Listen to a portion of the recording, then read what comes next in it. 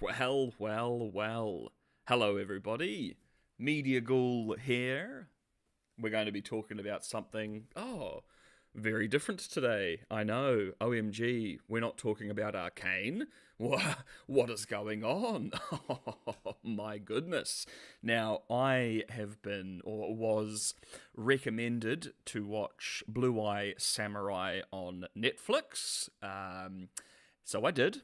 Of course, when you guys recommend something to watch, unless it is 10 trillion episodes like One Piece, I will absolutely jump in, watch it, and let you know my thoughts. Unfortunately, Blue Eye Samurai is absolutely not for me.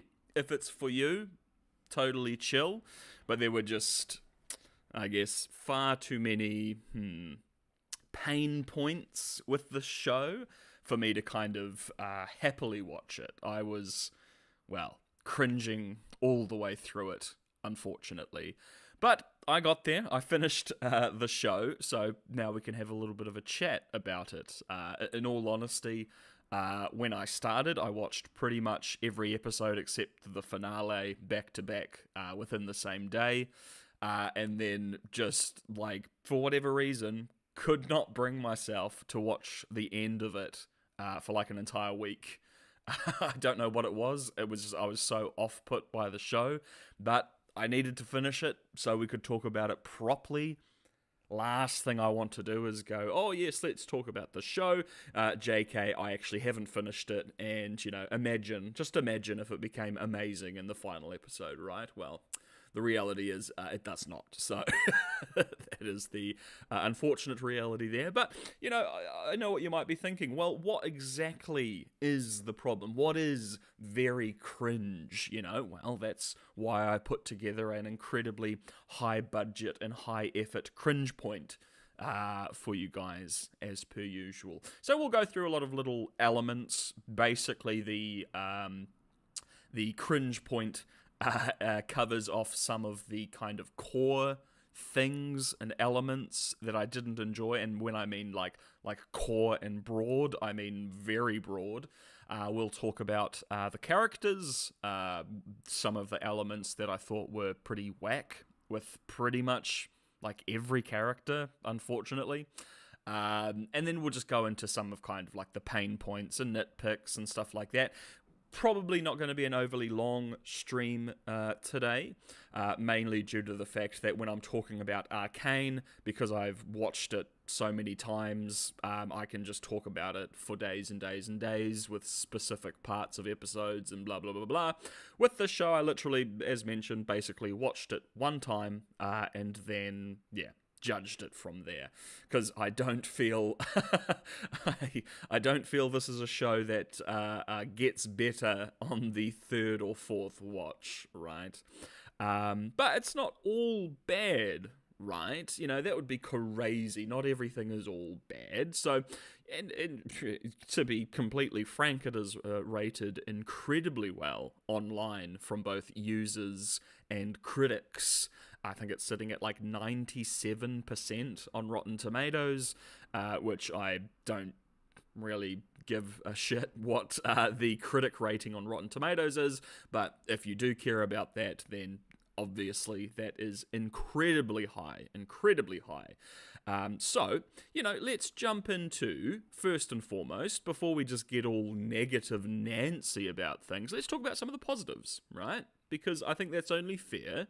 It's not a miserable shit show. There are a couple elements that are redeemable that we can talk about. So let's talk about those. We got a little smiley Mizu there. Now, animation-wise, pretty darn good, right? It's 3D animation with some blending of 2D animation, and it has a nice art style. It is.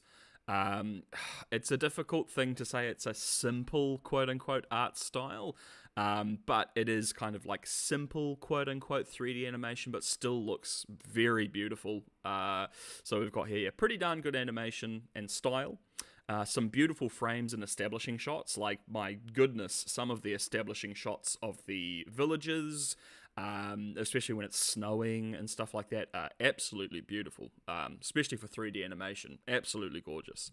There is some 3D jank, especially in episode 5, when you have just the same 3D model copied and pasted 57 times, and they are doing the same animation. But things like that happen. It is completely understandable. So I don't want to harsh on it too much for things like that, because where you put a lot of effort in some frames, the effort has to be kind of removed from other frames. It's just unfortunate when those frames are action sequences, because it is very noticeable.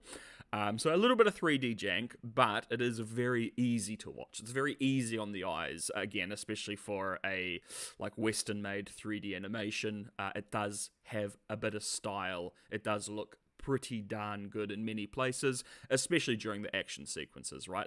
Except for episode 5, So that's the next positive. It does have some pretty gosh darn amazing action, whether it is the fight sequences or one-on-one duels. There is a lot to like in a lot of those, and I think, if I remember correctly, you basically get at least a duel per episode or a fight per episode. So if you're into some R-rated, gory, violent action sequences that are animated, then you might enjoy some of those elements there.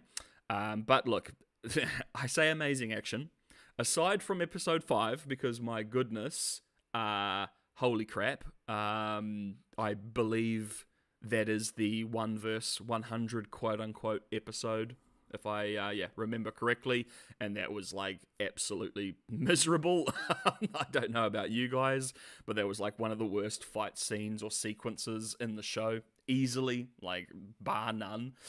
And the finale, it was very cringe. But hey, all the other action sequences are great, so that's fine, that's chill.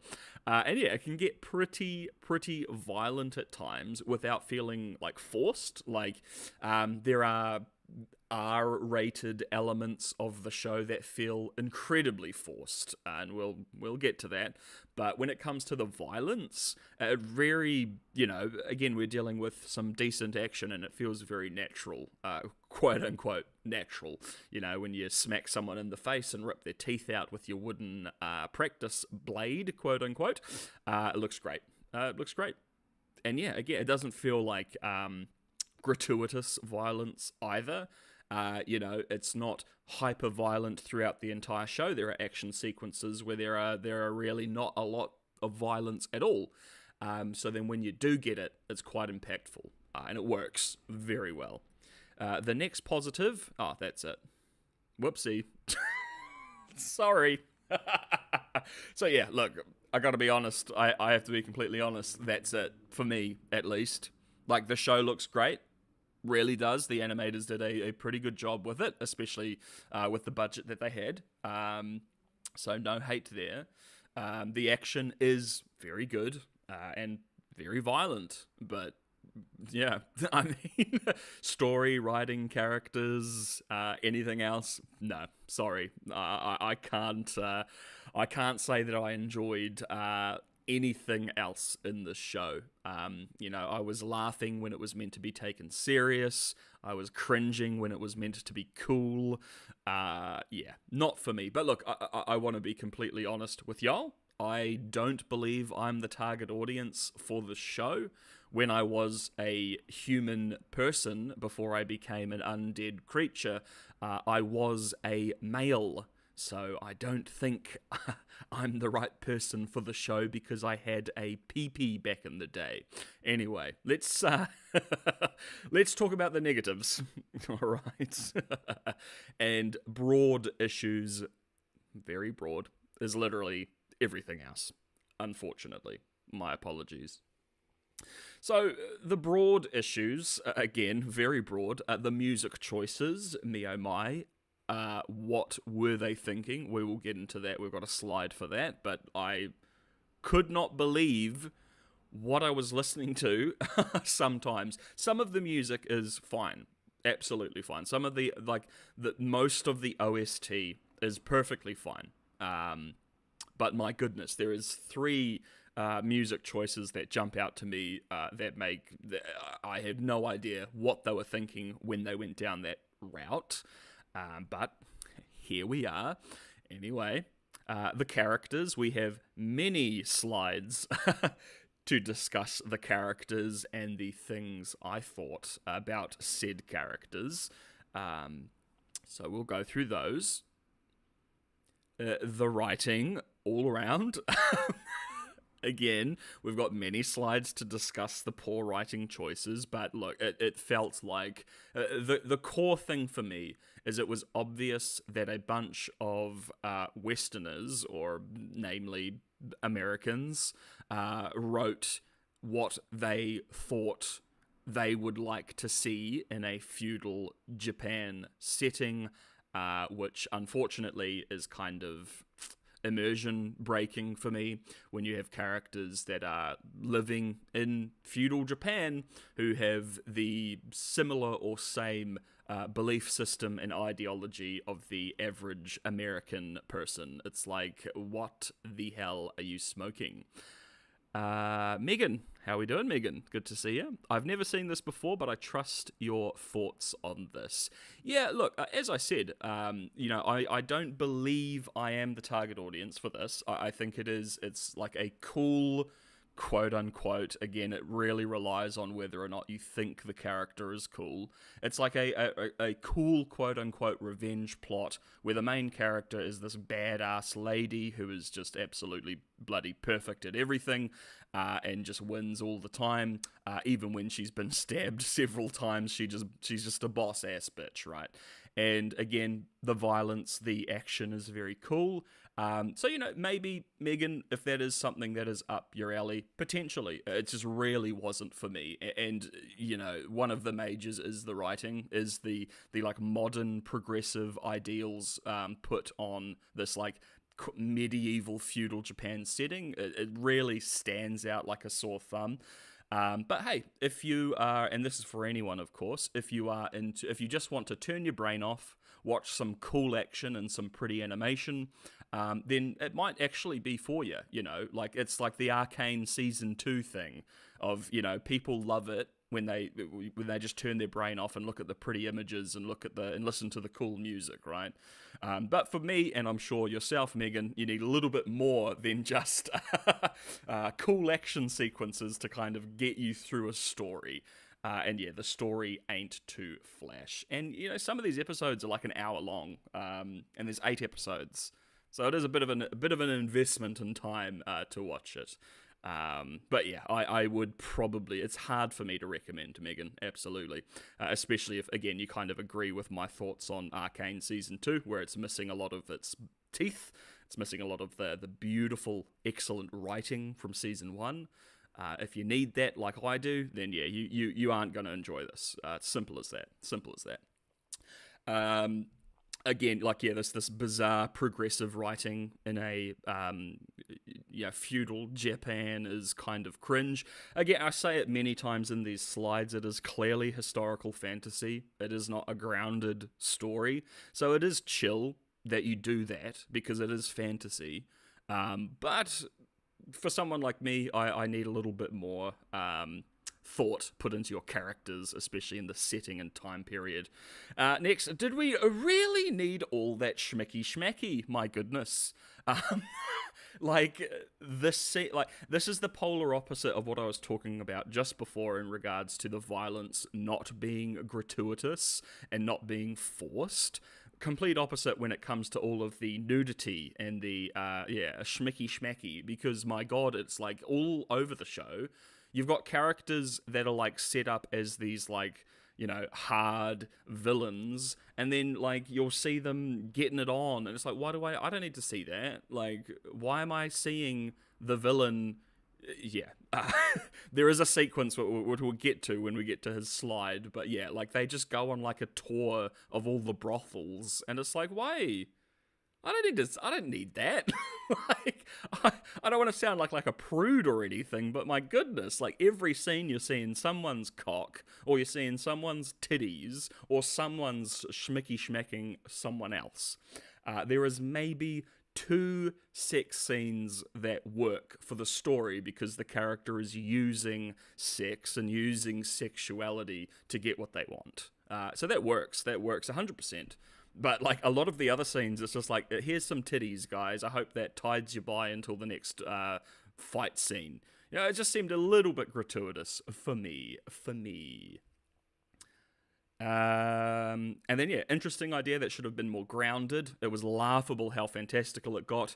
Again, this would have made a decent story had it been more accurate to the time and the belief and the people.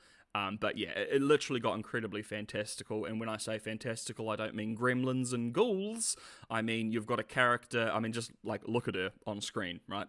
she gets stabbed and slashed and like multiple times she is wounded throughout the story, which seems to take place over a short period of time.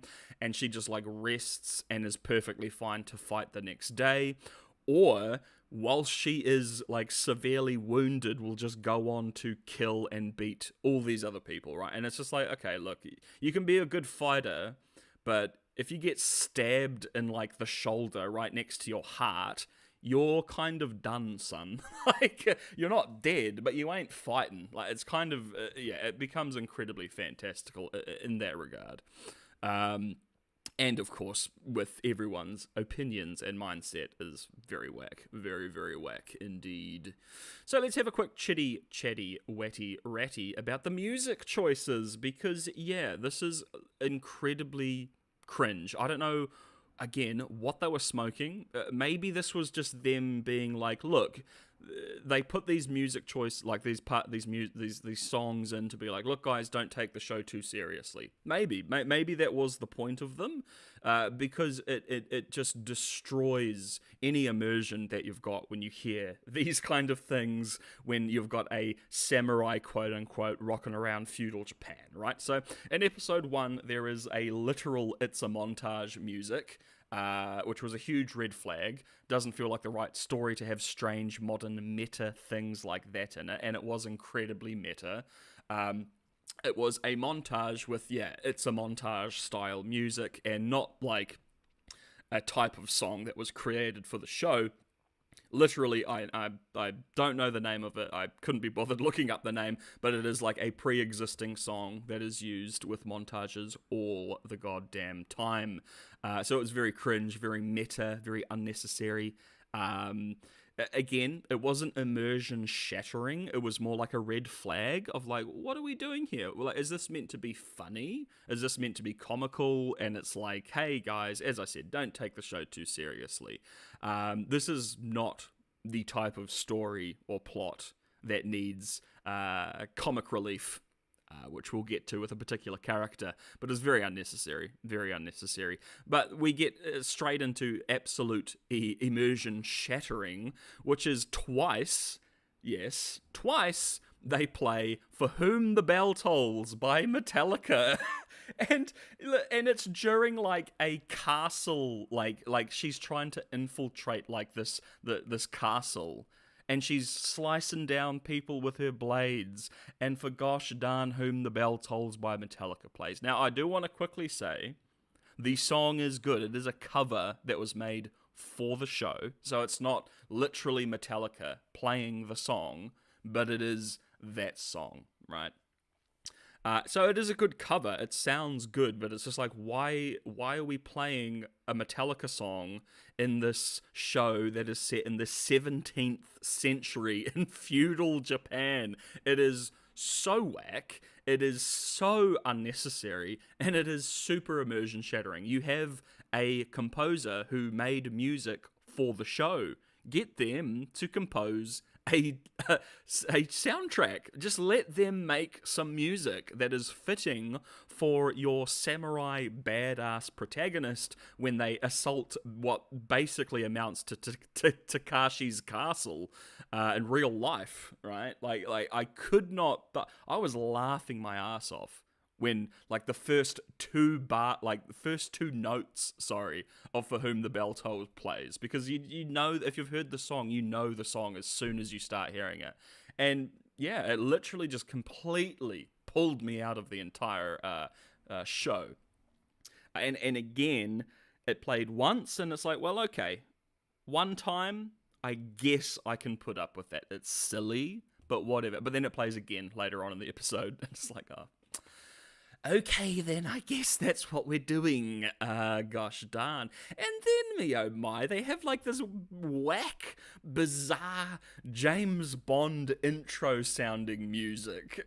And again, even if it is Japanese styled, yeah, we're like a few hundred years away from any kind of music like that, right? So it is pretty whack. And again, it's just about the immersion, right? You know, you're trying to get into this samurai revenge story, which again, I say it's very fantastical, but we're not dealing with goblins and ghouls and all that nonsense or demons or anything like that. The fantastical nature of the show is that basically Mizu is a Mary Sue that can beat every single person she wants, even when she's been stabbed up and slashed and injured. You know, it gets silly in that regard.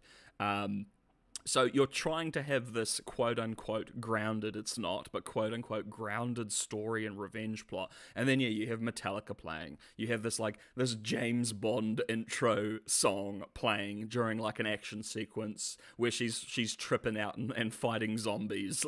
It's like, WTF. Yes, they put, like, zombie ghouls in the show, but it is... You know, she's tripping out on mushroom or flowers, basically. She's having a visual hallucination, and then, James Bond starts playing while she runs through a trap hallway and shit. It's kind of, okay, well, I guess we're doing that. That's where we're spending our time. All right, you know, it is what it is. As I said, the rest of the music is fine. Absolutely fine. I quite liked the track when Fowler is entering the capital. Very good, little, like, simple but very good track there. So look, we're going to do some core pieces in regards to the characters, and then we're going to go through each character and just kind of discuss some of the things that I didn't enjoy or noticed in regards to those characters. So aside from the Swordfather, every male character is either an idiot or a fool, or is just the worst person ever, right? And this has become like a modern writing trope, where it's kind of the reverse. And again, ladies, I'm sure you notice the dozens and dozens and dozens, if not hundreds of things that you've seen where every male character is this cool, badass, great guy, and every woman is just this silly, ditzy lady who only cares about getting the guy, right? Like, how cringe that is for you to have to watch. And I'm sure you've seen it, as I say, dozens and dozens and dozens of times. It is a trope for a reason. Just because you reverse that trope doesn't make it any less of a trope, and it's happened so often that, yeah, it just becomes bloody nauseating that you're watching and you meet a new male character and it's like, oh, is this guy a dumbass or a piece of shit? And then like an episode later, it's like, oh, yep, they're a dumbass or a piece of shit. Like, it's like they introduce nice, sweet male characters, and then, yeah, episodes later, they're like either absolute brain-dead idiots, they are played for comic relief, or they are literally, like, the worst people imaginable. As I say, like, I don't like the reverse when it is, as I said before, every male character is groovy, cool, awesome guy, and then every female character is just like, oh, all I want to do is get with this guy, and I'm a teehee, I don't know how to look after myself. Like, that shit is nonsense, and the reverse of that is nonsense. And it's incredibly noticeable, and as I say, it's just becoming more and more of a noticeable modern writing trope that men bad, woman misunderstood, and it's not fair. Which, you know, the first few times we see that, it's like, oh, that's refreshing. But the 100th time, it's like, yeah, well, I can't relate to any character in your show. Sorry. I mean, I guess I'm just not as I said before, I guess I'm just not the target audience, because 4,000 years ago, when I was born as a human before becoming an undead ghoul, I had a pee-pee. Therefore, I'm a bad guy. Isn't that great? Oh dear. So many characters have ideals and say/think things people of the time and location wouldn't think or say. But as I say there, it's historical fantasy, so it's chill, right? They clearly don't want this to be some real grounded plot and story with grounded realistic characters of the time and setting. It's very much you've got these self-insert characters, especially Mizu, who just rock around, and I feel it is the creator's kind of self-insert to that time period, which turns it into this fantasy, this historical fantasy, which again, it's chill. I would have preferred it be a much more grounded storyline, as mentioned before, but historical fantasy is also cool. You can do both, though. You can do both. You can have a historical fantasy that is incredibly grounded, and all the characters think the things they should think at the time and in the period. It does work. Some of the biggest shows in the world, Game of Thrones, are like that, right? Game of Thrones. Until it turned to absolute dog shit. Because of dumbass and douchebag, the two showrunners. But no, we're not talking about Game of Thrones. We're talking about the Blue Eye Samurai. Yeah, look, it becomes incredibly confronting when you have like the average Japanese courtesan or the average Japanese peasant in feudal Japan is just thinking about things that seem like it's come straight from, someone's bloody Reddit post online, right? It's like, goodness me, the people back then wouldn't be thinking the things that most of these characters think. They wouldn't be saying the things that most of these characters say. And I would have just preferred we had kind of stuck to that. It would have made the story, and especially the revenge plot, super interesting. Again, I do actually like the idea of this. You've got this female character who is pretending to be a man in feudal Japan to hunt down the white men who are in Japan at the time because of what they did to her mother, right? And she basically, because of how everybody treats her, looks at her as some like monster, some inbred or half-bred, some half-bred dog, demon, all of that, kind of has this hatred towards these white men, these 4 white men that were in Japan at the time of her birth. And of course, that makes total sense because there was not a great deal of white men in Japan at the time. They were isolationist, right? So I do like that. It's a really interesting and good idea for a revenge story, for a revenge plot, because again, there is literally only a few reasons why these white men would be in Japan, and not many of them are for good reasons, right? So I like that. I think it's a great idea. But yeah, it would have been a lot easier to watch, in my opinion, had it been more grounded, more focused, and not filled with like progressive ideologies of the average American individual, right? That's kind of whack to me, but it is what it is. Again, I guess I'm just not the target audience for the show, so that's fine. Yeah, like there is like a few good or like so few good or redeemable characters. Like most people are just a bunch of assholes, especially the men, some of the women as well. But it just feels like, my goodness, can we get a character who is like genuinely nice and redeemable? We've got, let me have a look here. We've got Ringo, who is nice and chill, but he is like played for comic relief, which is super unfortunate that one of the only like genuinely nice people in the show is just kind of played off as this dumbass for comic relief. And you've also got the Sword Father or the Sword Maker, genuinely nice person, nice guy, nice character, but like that's it. That's really it. Every other character is either up themselves, they think they know the world and they know everything so much better than people who have actually lived in the world for decades and decades or like their entire lives, who are, these characters are incredibly sheltered and they believe they know the world better than everyone else, or they're just all this badass that's just so cool, everybody loves me because I'm such a cool badass. Yeah, or they're just horrendous, like the worst people imaginable. So it's like the only few characters characters that are redeemable, that are genuinely nice or good, are just kind of, one, again, Ringo's just played for comic relief, and the Sword Father is just there for a few episodes, for a small amount of time in those few episodes as well.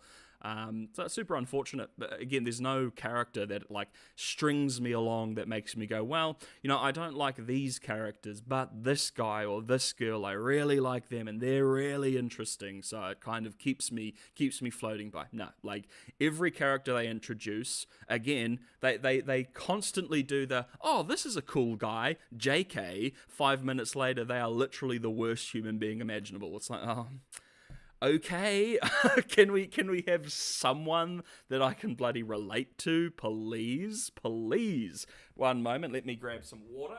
Very important.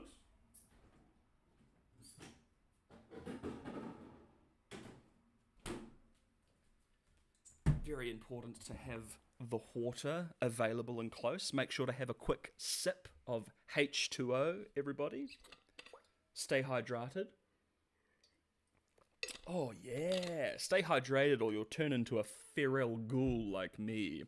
Alrighty. So yeah, look, it just really felt like there was no redeemable characters. There was no genuinely good or nice characters, and then the ones they had, they either just threw to the side, we didn't see enough of, or yeah, just played off for comic relief. Super unfortunate. But let's get into the nitty-gritty of some of these characters, right? And we'll probably be covering pretty much every single one. So let's have a chat about them, yeah? So Mizu, our main character, our protagonist. So much of her story and her dialogue hinges on whether or not you think she's a badass or cool. Spoilers, I don't think she is either, right? So often she gets these cool one-liners. She's doing all this amazing action, and look, I completely understand that if you like the character and you think they are cool, that it is very cool to you and very badass. But for me, I found the character to be quite laughable. I liked the character at first. The first few episodes, I was like, hey, here's something interesting, slightly refreshing as well. Again, you've got the atypical samurai revenge story, but instead we've got a female in here who's pretending to be a male so they can travel around and fight people and do what she wants to do. I really liked that, but again, it got to the point where Cjbeards should be stabbed up, should be cut up, and then should have a sleep and should be fine, and it's like, oh, okay, you're superhuman now, you're not a normal person, that's fine, I guess. And then it slowly turns into she's just this badass with one-liners, and every character who the show believes is redeemable. I don't think so, but any character the show believes is redeemable just thinks they're the best, thinks they're the bee's knees, right? Super lame. Super lame. Only the assholes don't like Mizu. That becomes very apparent. Only the villains and the asshole characters don't like Mizu. All of the characters that, again, the show believes is redeemable just thinks that she is the bee's knees, just the best. And look, this frame in particular is the perfect example of that. This is when she sets fire to, the Edo castle. By the way, she burns the city down, by the way. Mizu is the one who sets fire to the city, not Fowler, by the way, just as a heads up.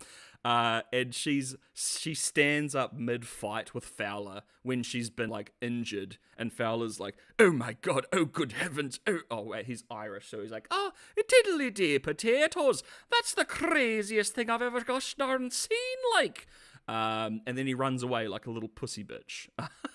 And she stands up and the fires of the castle kind of rise up behind her, and again, I feel the show was trying to be look at how badass Mizu is. Isn't that cool? But then again, because of the name of the episode, my immediate thought was, did this bitch just set fire and is going to burn down the entire city? Yes. Yes, she did. And again, there are so many examples of that where the show is oh, isn't she cool? And it's nah, not really. And again, if you don't think she's cool, a lot of her dialogue is super cringe. Sorry, it's just how it is. in my opinion. In my most humble of opinions. And look, that is very much what this is.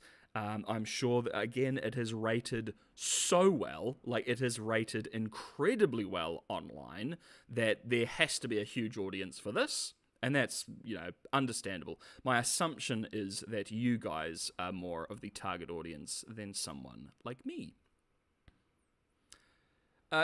She feels like a edgy self-insert character, unfortunately. Again, for the writers or one of the showrunners, it really just feels like, again, because of the modern ideologies and the very modern writing that we've got going on in the show, it just really feels like they are just like this self-insert character that, everybody, again, that the show thinks is redeemable, thinks is super cool, and everyone that the show thinks is a piece of shit, and just super awesome.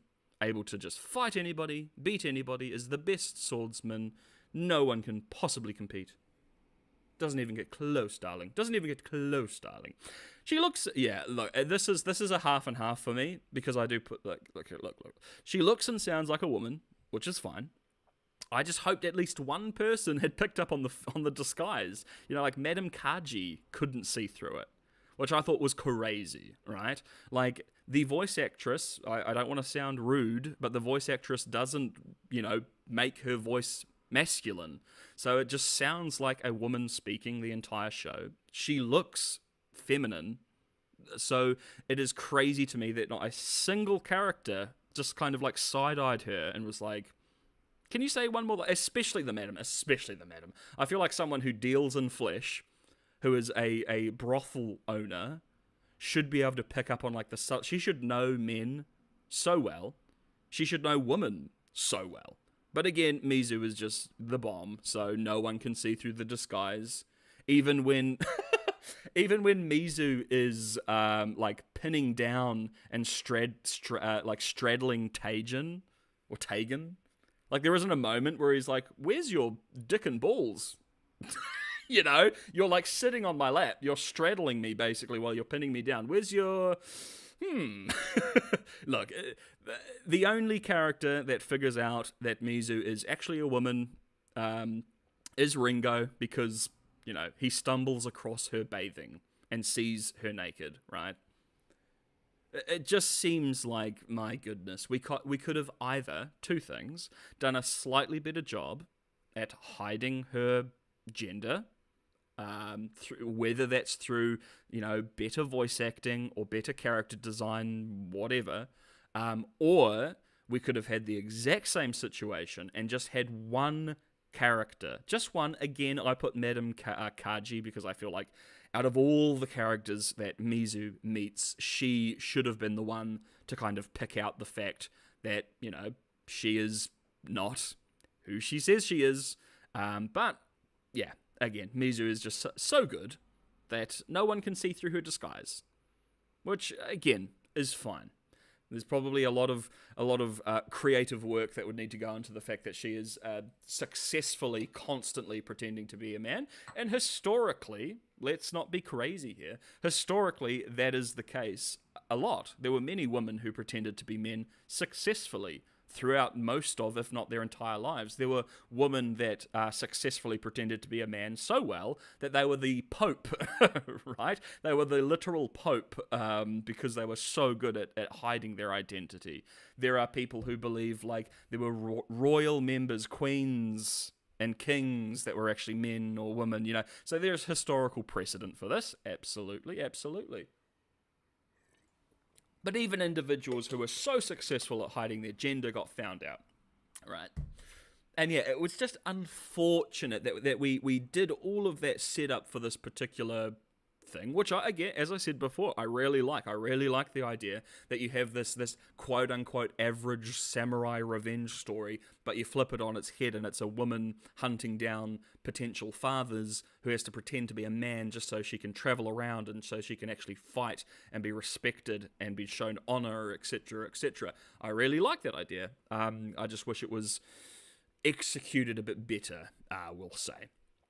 And yeah, all you needed for that, again, in my opinion, is just one character to be like, oh yeah, I don't believe you are a man, but that is chill. I understand what you're doing, especially the madam. The madam should have been able to kind of pick up on that. But yeah, here we are. Here we are. Here we are.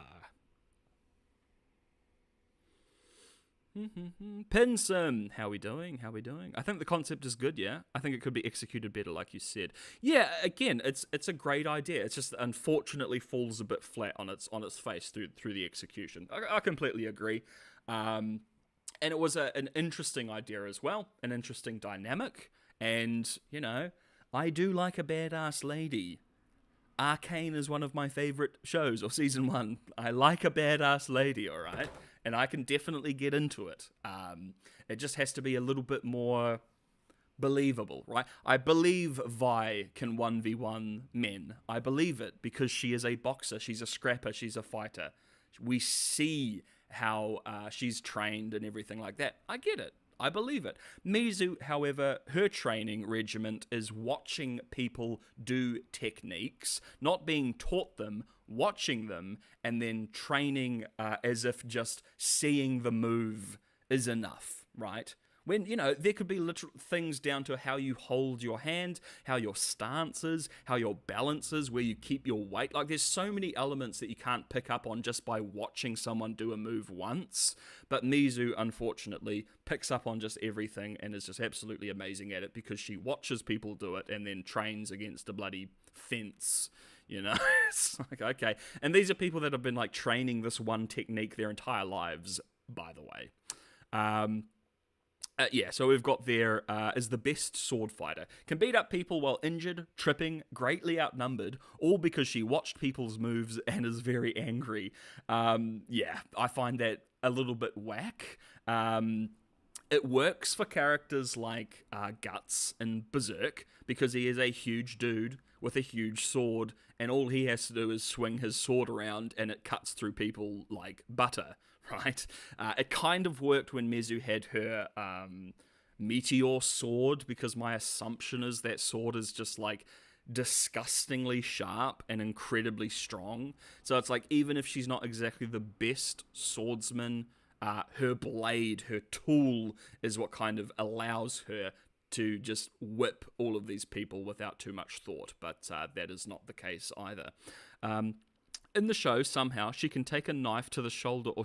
Yeah, literally, it happens multiple times, Pinsum. Happens damn near every fight. And again, what turns it into this fantastical show and not grounded at all is, yeah, she'll be stabbed, she'll be sliced, she'll literally have a blade, like, in her stomach, and then she'll go have a nap, Ringo will make her some soup, and then she'll be literally perfectly fine the next day or two. It's like, no, you'd be out for months and months and months, and you'd be praying that it doesn't get an infection and you die. Like, as simple as that. But again, it's historical fantasy. It's fantasy, right? So we can't hold that too hard against it. I just wished it was more grounded, as mentioned before. But yeah, like multiple times she gets incredibly injured, and then just has the second wind and just beats the enemy. And it's like, ugh, okay, I guess, guys. Okay, fine.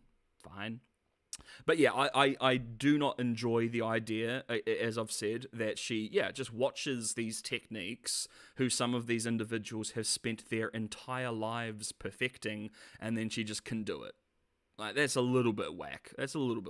Maybe it's her magical blue eyes, right? Those magical European eyes are just so good, guys. Oh dear. All right. She is stronger than people twice, sometimes 3 times her size. Let's not forget there is like a giant, basically.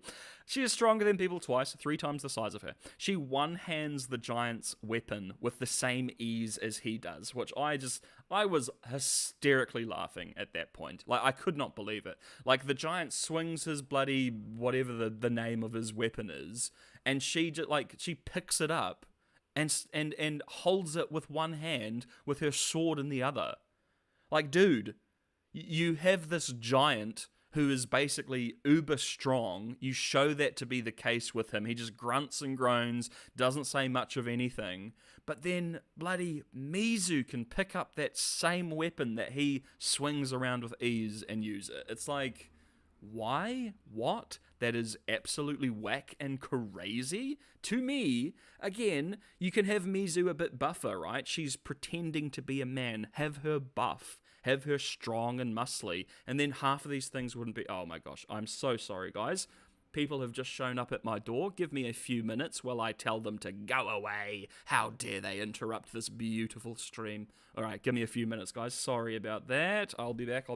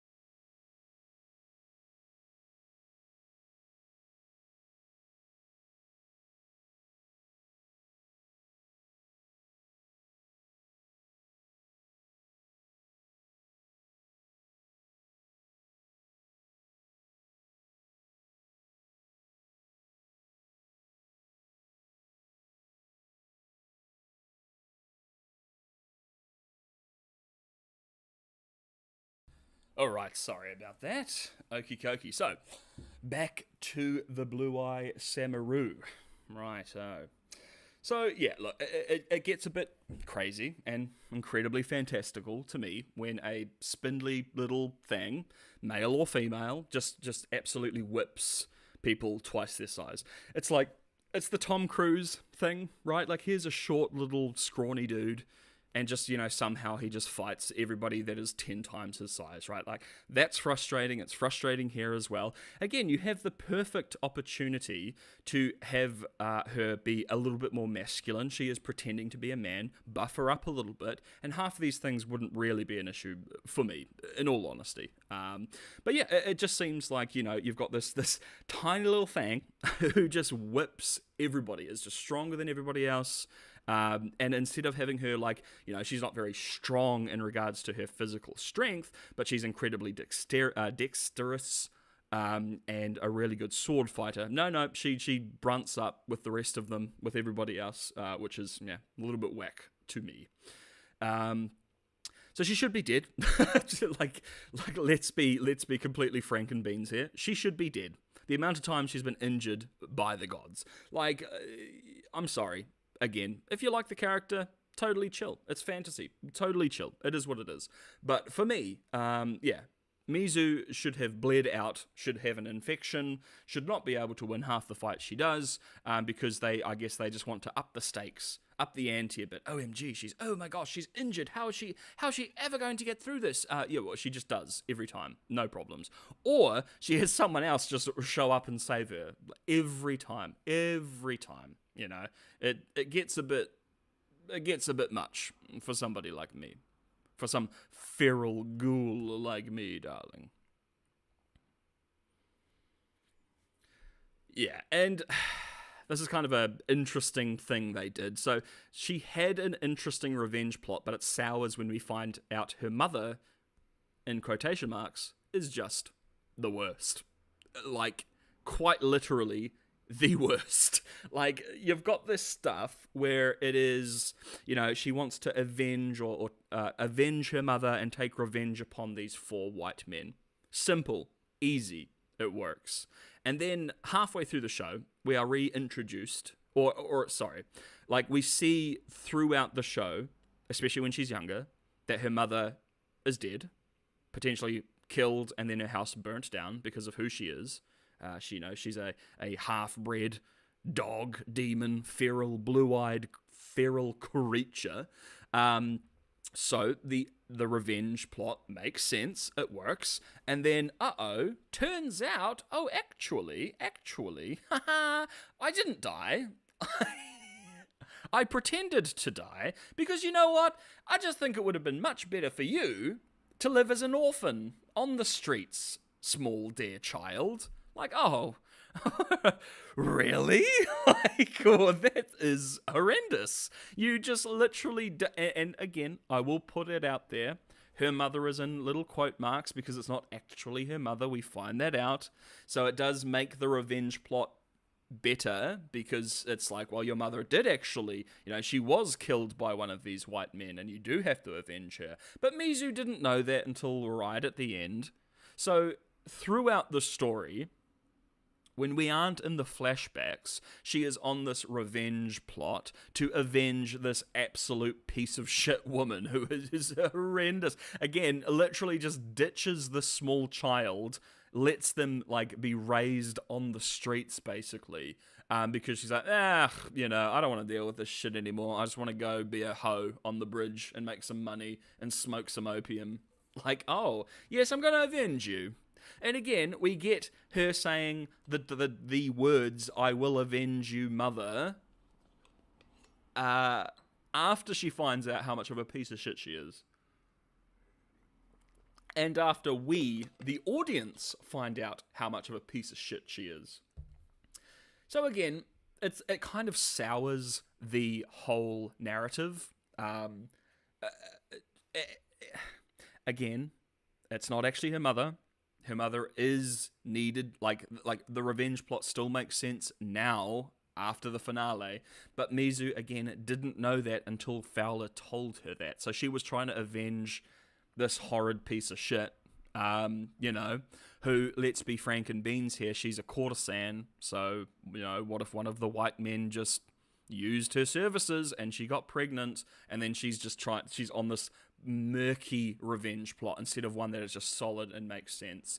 It made sense that one of these white men were nasty, horrible. Well, all of them are, but one of them were extra nasty, extra horrible, and forced themselves upon her mother and forced her into this world. That makes more sense for the revenge plot than, my mother is just a bit of a hoe and she's a courtesan and that's how she makes her money.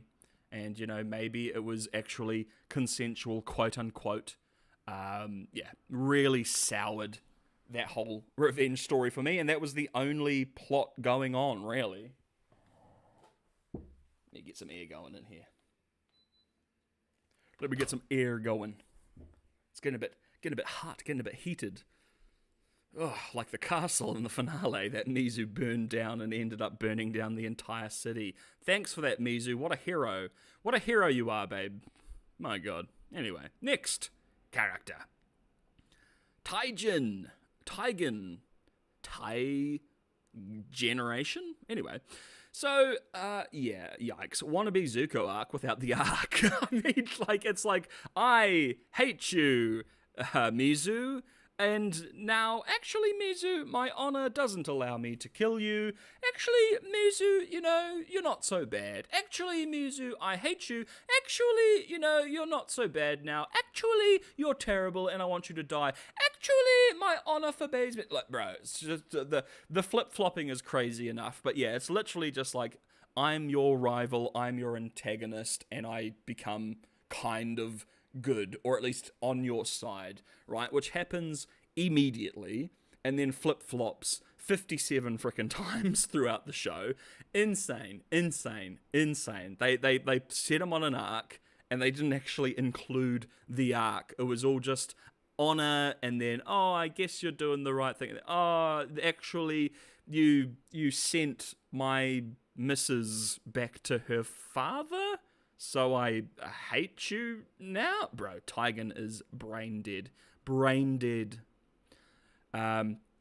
So he's introduced as a prideful asshole and never redeems himself. Like, literally never redeems himself. Seems to forget about his so-called honor as well, by the by. So look, and it's hilarious to me, right? Because like he is a player. He's an asshole. Like he goes to see the princess and then immediately goes to the bloody whorehouse after. Like, bro, asshole, piece of shit. But according to our protagonist, he couldn't be good. He could be great. Oh, really, Mizu? Are you sure about that, babe? Anyway, so yeah, like, look. He is a prideful asshole throughout the entire show. I feel he doesn't get redeemed, and any attempt at redemption to make his turn make sense is nonsense, and we'll get to some of those, yeah. So, yes, bro found out he was marrying a princess and went whoring that night. Like, bro, how's about you chill out for 5 seconds, my brother in Christ, please? And yeah, I do find it hilarious where Akime is like, oh, I don't want to marry that guy. He goes to the whorehouse and he has sex with courtesans and da-da-da. Hard cut to Taigen doing that. It's hilarious. But yeah, it's also rather cringe, my boy. She literally gave you a comb of gold and you're just going to like a cheap whorehouse, my brother in Christ. How's about you keep it in your pants until you are frigging married if you are that way inclined, you crazy man. So his opinion on Mizu, yeah, I mentioned this, his opinion on Mizu sometimes flip-flops multiple times an episode. He will nearly die of torture to not give information on her, then want her dead 5 minutes later. For like, you sent her back to her father? How dare you? Really? Really, bro? That's gonna throw you over? Yikes, man. Yeah, like the flip-flopping, the 180, the heel to baby face to heel to baby face to heel to baby, it's absolutely insane. Absolutely insane. God, craziness. Yeah, I did not enjoy this character. I saw immediately that it was like this wannabe Zuko stuff. Like within the first 5 minutes of seeing his character. Kind of unfortunate, kind of cringe, but at least, because I was worried about this, they go there for a moment, but they thankfully shove it aside and never mention it ever again. Thankfully, Taigen and Mizu don't get romantic. That would have been just spoiled everything for me in regards to both of their characters. But yeah, Taigen, he gets a bit of a stiffy when Mizu pins him down. Maybe he swings both ways, or maybe he is a virgin, and he's like, oh my god, no, he's not. We see him have sex in the show. So yeah, like literally just getting pinned down by someone who he thinks is a guy. He's like, he can't help himself. Bro, he is a fiend. He is a feral fiend, like most male characters in this goddamn show. Oh, you're holding me down? Does that mean you want to fuck? Oh my god. Can magically heal overnight, like Mizu. Yeah, like my bro was literally like nearly tortured to death, and then like 5 minutes later in the show, he's just chill. He's just fine. It's crazy. You cannot put your characters through these things and then just, they're actually fine now because we need to continue the plot and we need to have some action. Like, no. No. Don't be doing nonsense like that, man. If you want them to be wounded, let them be wounded. Craziness. Okay, it's just fantastical bullshit in the show. Which, isn't the worst thing in the world. It's fine. I was just, hoping it was a little bit more, grounded and onto it. Anyway, next, character. Oh, my favorite character in the entire world. Ikumi, no! So, aka the worst character in the show. Oh my god, I hate her. If you didn't know, I dislike her. Alright, why? So the princess that somehow knows how the world works better than anyone else. Yes, this sheltered, gilded princess just knows, how everything works. And me oh my, does it become quite confronting later on. She's incredibly lucky that nothing horrendous happened during her chasing after Tigan plotline. She's just the best, isn't she? Literally, she is going town to town to town being sold off by a flesh trader, and then she goes to a brothel and does not have to do anything terrible, and nothing terrible happens to her. She never comes across bandits, or when she does at least, they they escape, they just take her money and then leave. Even one of the bandits is like, you're lucky I'm a woman, because it's like, yeah, you know what would have happened if I'm not? Jinkies, Batman. Would have been a bad time, and you would have learned the world very quickly, very horrendously, very horribly, and that would have actually made for quite an interesting story and interesting character. But no, it just all works out for her because she's just the best, and she can just talk her way out of anything, and oh my god, she can literally talk someone to... yearns for freedom when she is in one of the most privileged positions in Japanese society. Babe, you're a princess, you're marrying the shogun's son. Yes, it's horrendous. Yes, it's not fair. Yeah, blah, blah. I've heard it a million freaking times. The reality is you cannot hope for a better existence in feudal Japan. Sorry.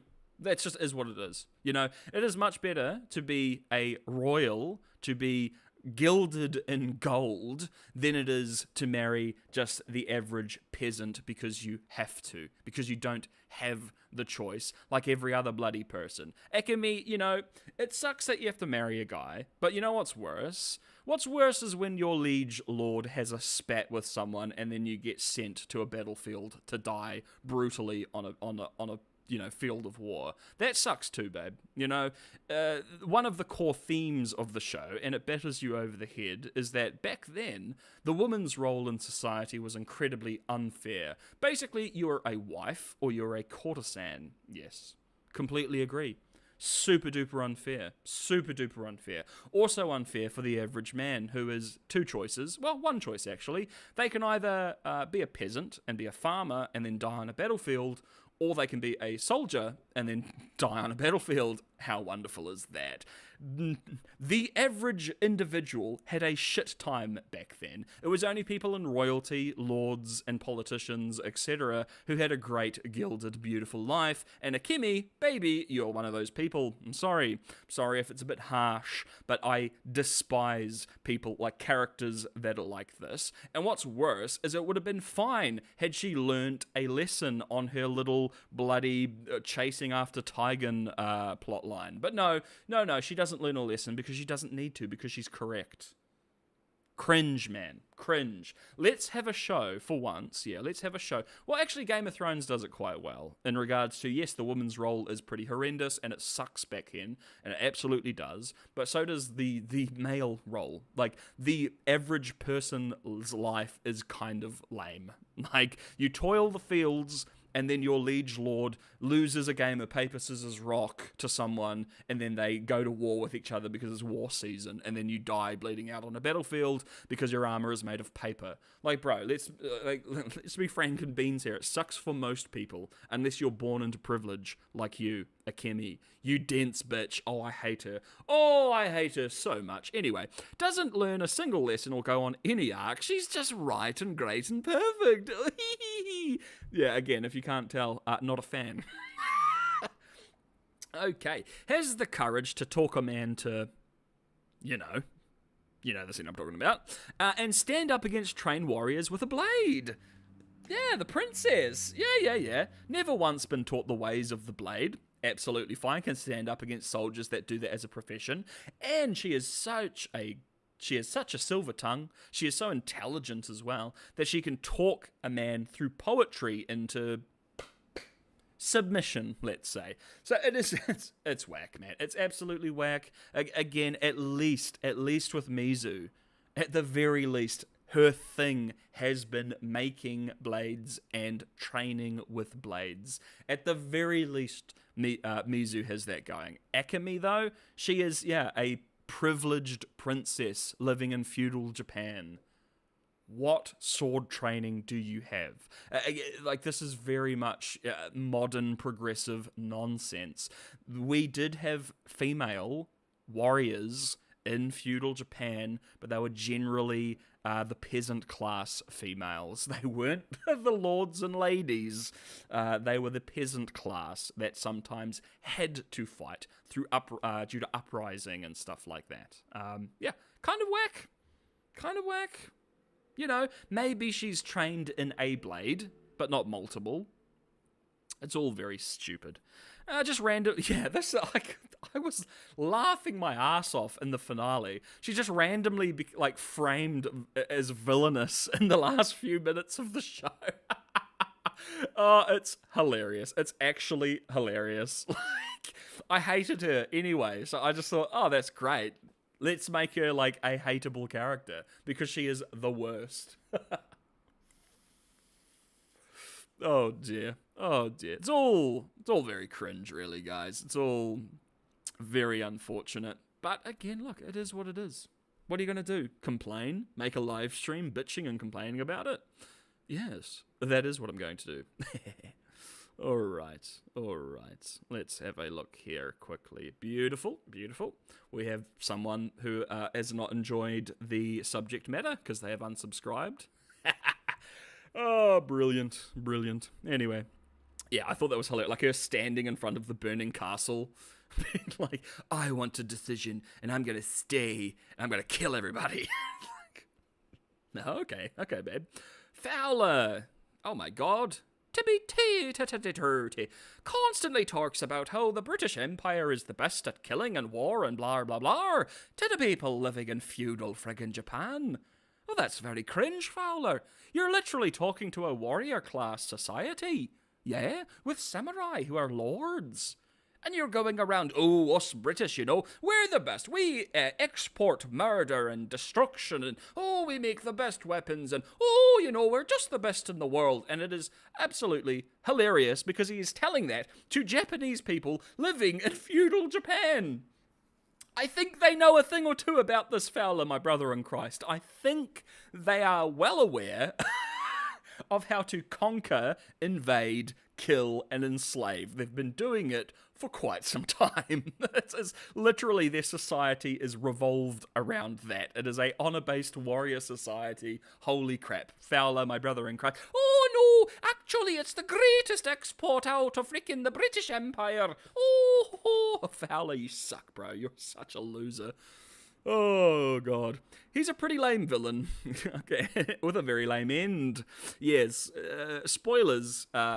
He is beaten in a fight, and then Fowler's like, oh, so you're looking for the other white men? Well, let me tell you this, it's to be sure. Let me tell you what. You're never gonna find them. I know where they are, and oh, to be sure, you're never, ever going to find them, because they're down in me, potato farm. They're growing potatoes for me. They're during the potato famine of 93. Look, it's super lame. And then Mizu is like, okay, that's it. Mizu is just like, all right, and then takes him along. Okay. And then we see Mizu and Fowler on a boat heading somewhere for season 2. Oh, I wonder. She's heading into the storm, so probably heading towards the British Empire. Oh, Fowler, we're going home. We're going home, darling. I can't believe it. But yeah, like there wasn't really a moment. Maybe when he was introduced. Because again, I didn't know the character. When he was introduced, it was like, okay, here's the villain for the series at least. That's chill. I get it. And then yeah, he just turned into this lame, just like monologuing. Oh, I'm so evil, aren't I? Because here I am, in a land of foreigners, and I'm trying to kill the Shogun, and I'm going to take over everything. Aren't I just miserable and terrible?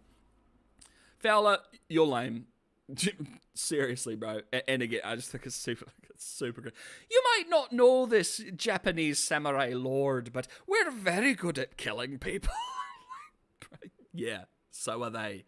God.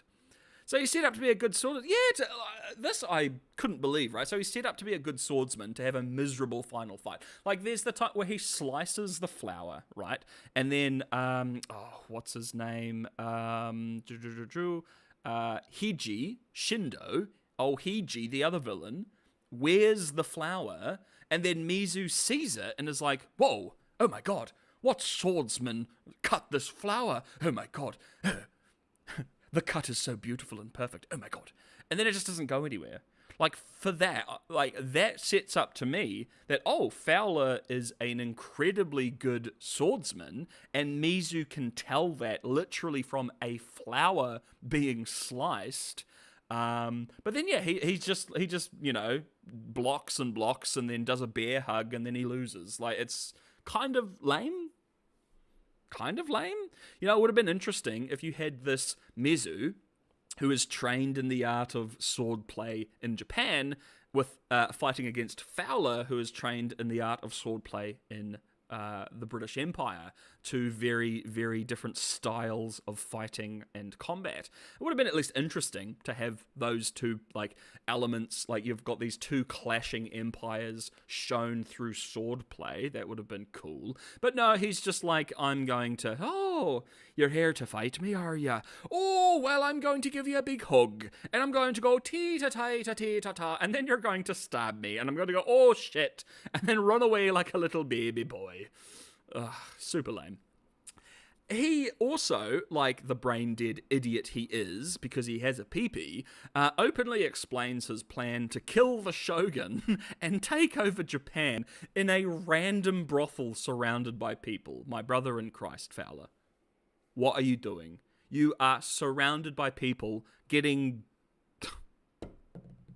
a little bit of bum fun. I definitely didn't need to see that, thank you very much, show, but, you know, he was having a little bit of bum fun, and, yeah, like, just openly discusses his plan for everyone to hear, and the plan involves taking down the shogun and taking over Japan. This isn't a plan of, oh, we're gonna go steal some barley from the friggin', oh, we're gonna go take some rice from the rice.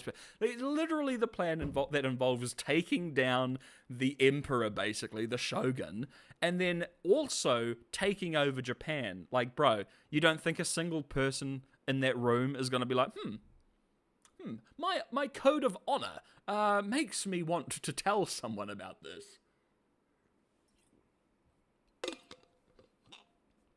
Yes, Megan, bum fun. Without being too descriptive and getting removed off YouTube, there is a, what is it called? Is it a Tengu mask? Let me double check. Tengu mask. Yes, it is. Wow, I'm surprised I remembered that. So, a Tengu mask. A woman is wearing a Tengu mask, which, if you don't know, Tengu masks have very long noses. And she's using that long nose to have some bum fun with Fowler. That's it. And whilst that is happening, whilst he is basically orgasming from this, he is telling the entire room his plan to take over Japan. If you think that's cringe, welcome to Blue Eye Samurai, because, oh my god, again, you're wearing a goddamn traditional Tengu mask, shoving it up Fowler's, and yeah, he is just monologuing about his evil plan to dominate Japan. It is insane. Like, look, I understand the symbolism isn't lost on me, I promise, but my god, is it whack. Yeah, Megan, that is 100% a scene that happens in this show. It is so, like it is not only like, oh, what are we doing? I didn't need to know or see that. It is also a double up on how stupid his character is, because he just reveals everything, and that allows one of the women in the brothel to go and warn people, namely Akemi, the main character, for us to then see that Akemi's father is actually a villainous piece of shit, like every other man in this goddamn show, for then Akemi to then be able to escape. The plot for Akemi hinges on Fowler having a bit of bum fun with a Tengu mask. Whack. It's crazy. I don't know what they were smoking when the writers came up with that. Like, that is absolutely crazy to me. Anyway. And yeah, look, I found this to be incredibly whack as well. So Fowler, the Irishman, is like, we do that. When he's referencing the British Empire, he's like, we travel around the world and we conquer it and we kill and we dominate and we're the best at doing this and we. My brother in Christ, you are Irish. It should be they, as in the British Empire, who also took your home and your people, and who the Irish have been fighting wars and rebellions against. It should very much be, they are the best. They are the best at killing. Trust me, I know, because my land was taken by this empire. My people were slaughtered by this empire. No, it's we, I, which is crazy for an Irishman of the time period to even have that kind of mindset. Like, again, perfectly fine for him to be working for the British Empire, to be here doing the things he's doing, absolutely perfectly fine, but when he is actually having a legitimate conversation with someone, it should be they, in my opinion. Because again, you're Irish, bro. Why would you be like, yeah, we are the best at like killing and enslaving and conquering when you've been conquered? You and your people, your family have been conquered by them. Kind of like, okay, brother. Go back to your goddamn potato farm, you blasted. The plan / awful plan. The finale, awful. It was too easy, no intrigue, literally just march an army in, and then all of the samurai, who should know what rifles are, by the by. This isn't some new technology in Japan. They know what rifles and muskets are. They just don't know how good these ones are. They just crumble. Literally, like, the entire palace just crumbles. There isn't a single person who is in the shogunate's personal army, personal guard, personal military that is like, oh, there's thousands of soldiers with muskets / rifles. We shouldn't treat this like a normal castle siege. They are single column marching into the city. We should probably come up with something a bit better than just standing in front of them with our swords going, come in and fight me, come in and fight me. Yeah, you just get shot in the face, every single one of them. Every single one of them just gets blitty-blatted super quickly, and they just march in. Because again, all of these samurai who know what muskets are, the samurai have been, like, this is like nonsense from bloody The Last Samurai, which is a good movie, but the nonsense of The Last Samurai is that the samurai wouldn't use muskets and rifles and weapons, so then they therefore lose that fight. Bullshit. Samurai were using these weapons. Like, yes, there's a lot of honor in the blade, but there is a lot of honor in winning your fights when you're using honorable tactics, whether or not you use a musket or not. They used them. They used them for hundreds of years. It's nonsense. It's fantasy. It's fantasy nonsense. But again, it is what it is. What are you gonna do? You know, what are you gonna do? Nothing you can do. Nothing you do but make a PowerPoint and complain about it, I guess. But yeah, I thought that the plan as well was super correct. Like, all right, we're just going to march in, slaughter the shogunate, and then take over, like, as if not a single liege lord around feudal Japan will be like, nah, I'm not going to serve you. You're dishonorable, and you're a foreigner, and you're bullshit. Like, yeah, terrible plan. There should have been more intrigue. There should have been some subterfuge, some political intrigue, all of these pieces moving around the board so Fowler can, come in and strongman the capital. No, it was literally just, well, here's a couple Japanese nobles, and yeah, I guess we're just going to take over, and then every noble is just going to, fall in line. Really? The people that will kill themselves, if someone says something out of line, will just bend over to a foreign invader? Yeah, it's not a good plan. Not a good plan, Fowler. You need to diddle-dee-dee back to your bloody potato patty, mate, because you are brain dead, my brother in Christ. Also, slightly unfortunate that they didn't give him blue eyes. I think it would have been good if every white man that Mizu hunts has blue eyes. So, every single one of them, there is a chance that they are their father, Because, again, you just meet up with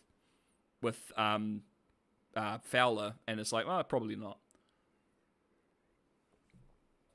Again, it's probably a recessive gene, sure, but again, it just would have been better. Because then the audience, visually, can tell, oh, maybe this is the dad, until we figure out that it's not. We now have Ringo Starr of the Beatles, darling. Going to talk about yellow submarines today, darling. So Ringo, he's a simple bro. He doesn't have any arc or development. He's not very fleshed out. He's just kind of around, you know. Not every character needs a big arc or needs to develop, or that's perfectly fine. But with a character with that much screen time, you would have hoped there would have been something. You know, he had something going. He wanted to be great and he wanted to achieve greatness, but it all just kind of falls apart, and he just basically ends up serving either Mizu or Tegan, depending on who requires the service at the time. And yeah, he's just kind of played off as a bit of a buffoon character when I thought he could have actually been a decent character. Again, like, you know, he's, you know, puppy dog-eyed about Mizu, and he wants to be a samurai, and he wants to be great, and he wants to do this, he wants to do that, but then along the road, you know, this kind of simple but super positive guy slowly loses a lot of that because of maybe the horrors that he sees along the road or whatever. You know, I would have liked to seen some kind of developmental arc there, but no, he's a simple happy guy at the start, and he's a simple happy guy at the end. It's basically all Ringo is. He's also, unfortunately, just played off for comic relief when I feel the show and this kind of story doesn't need any comic relief. I mean, it's a R18 revenge plot story in feudal Japan. I don't think we need any comic relief at all. The only times that it works is when, like, Swordfather and young Mizu, like, you know, that kind of flashback storyline.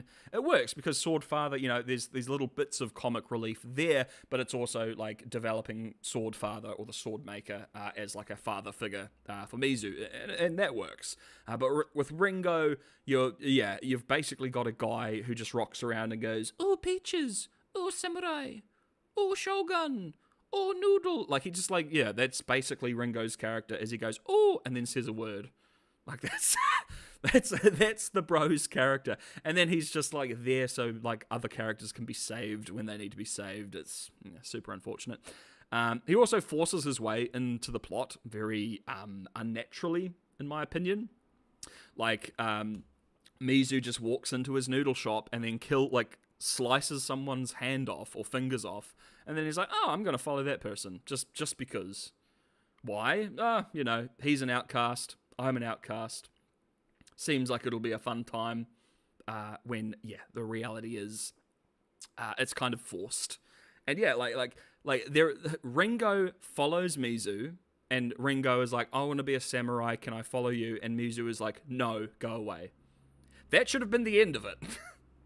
Literally, that should just, that it's done after that. Like, the fact that Ringo has read the script and knows that Mizu will one day allow him to follow her is the only reason that he does follow her, and it's kind of lame and annoying.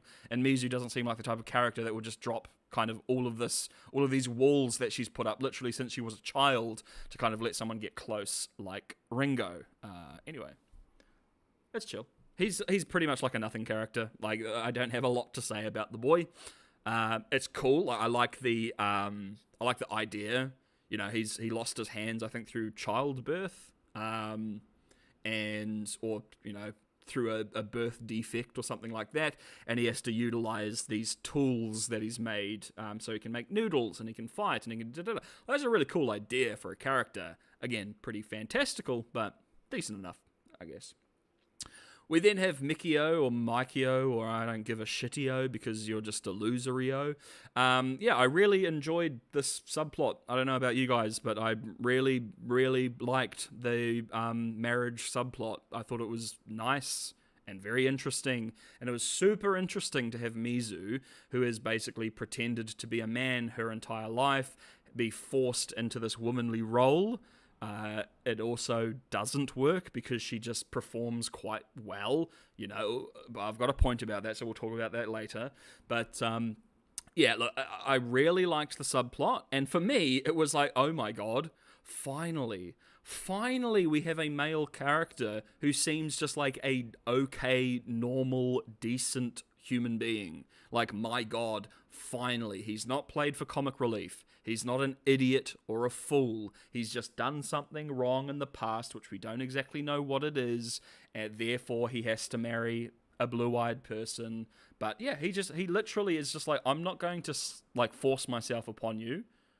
You know, if we're going to be romantic, I'll do it when you're ready. He like shows her all these nice things, teaches her how to break horses and do, or she watches him and then she learns how to do it, basically, again, much like how she learns how to sword fight.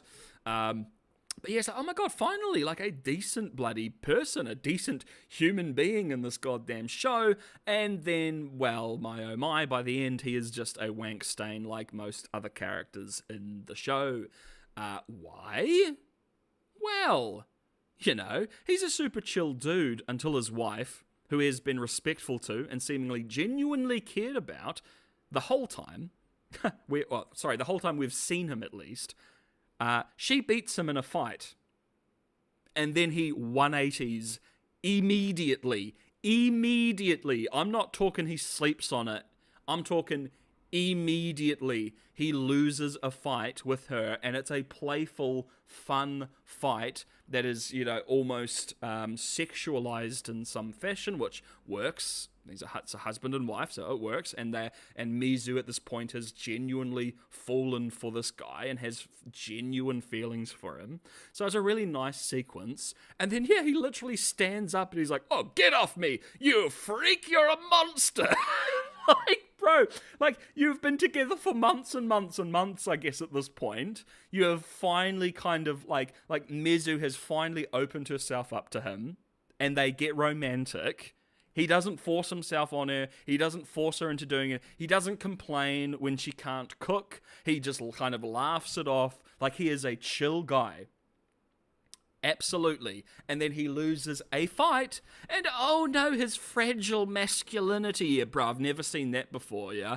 Yeah, I've never seen that before. That is so cringe. That is so cringe. Fragile masculinity exists in many men, but this is whack, bro. That is a absolute 180 on his character, and it's freaking hilarious. It is unironically probably one of the funniest elements of the show. Like, he is, for the entire episode, a nice, chill, genuine guy. And then he loses one fight and he's like, "You're a freak, you're a monster, oh, I hate you, I hate you, I hate you." And then he sells her out to be murdered, like arrested and killed. Bro, dude, yeah, it was hilarious to me because, as I said, I was like, oh wow, finally just a genuine chill guy. And it's like, nah, he's also a piece of shit. I was laughing my ass off. And then to cap off the comedy, to cap it off, he straight up murders Mizu's quote-unquote mother. She thinks it's her mother, it's not actually. But like he comes back and he's like, "Oh, I came back to help you, Mizu. That wasn't me that sold you out. It was that bitch," and points at her mum. And then the mum's like, "Oh, I just wanted to smoke opium, bro. Let me have my opium." And then he like stabs her and kills her. Oh, bro, miserable, man. Miserable. They couldn't help themselves, right? Oh, how terrible. Mizu is just so hard done by all these horrible men. Fuck me dry. Ah, bro. It was hilarious. It was probably the funniest thing to happen in the show. And look, again, I really want to emphasize the point that it is an immediate 180 shift. It is not he gives her a sour look after he loses the fight and then he goes away and then they have a few conversations and then a few days later he sells her down the road or something like that. It is literally, he loses the fight and immediately goes crazy at it. Immediately. It's so funny. Like, it's actually unironically hilarious. Oh, who have we got next? Oh, Seki. We've got George Takai. So, you know, aside from him letting Akemi get so close to danger, I don't mind the character. So again, so he lets, or even helps Akemi, like, run away from her palace, from her lord, from her father, all this sort of shit. He helps. And again, there's like an element there that he's like, well, I'm going to teach her a lesson, and if I go with her, I can make sure she's protected. Totally chill, but he just kind of lets her piss off and then just goes back and is like, well, it's George Takai, isn't it? It's like well, I guess that's not how I wanted things to go, but here we are. Beam me up, Scotty boy. Yeah, look, I didn't mind the character at all. until his last few scenes when I thought, oh my god, what an absolute cringe lord. It's like, oh, I just figured out that, oh, maybe, just maybe, oh well, I should let you make your own decisions.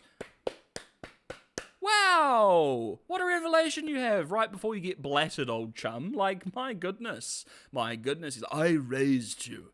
Akami, I raised you. And I have made every decision for you. But, you know, maybe I should let you make a decision for yourself. Like, bro.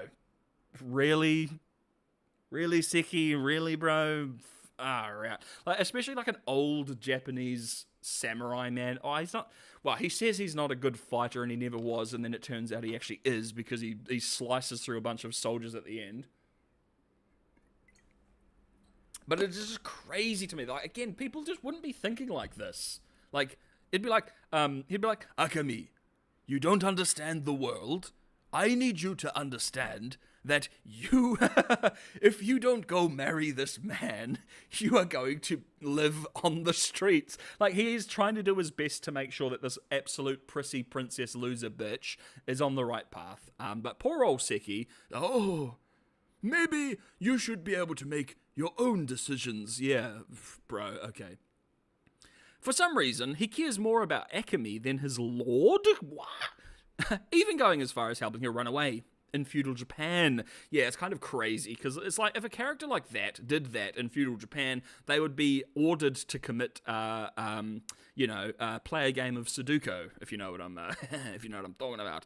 Play a game of Sudoku on their chest. But yeah, look, it's not the right place, not the right setting, not the right time period to have character stories like this, because Seki would be a dead man over and over and over again, and then he would just be replaced by someone else who just is absolutely loyal to Akami's father. But, you know, it's fine, I guess. George Takei's got a good voice, so, you know, it's fine. Beam me up, Princess Akami, please.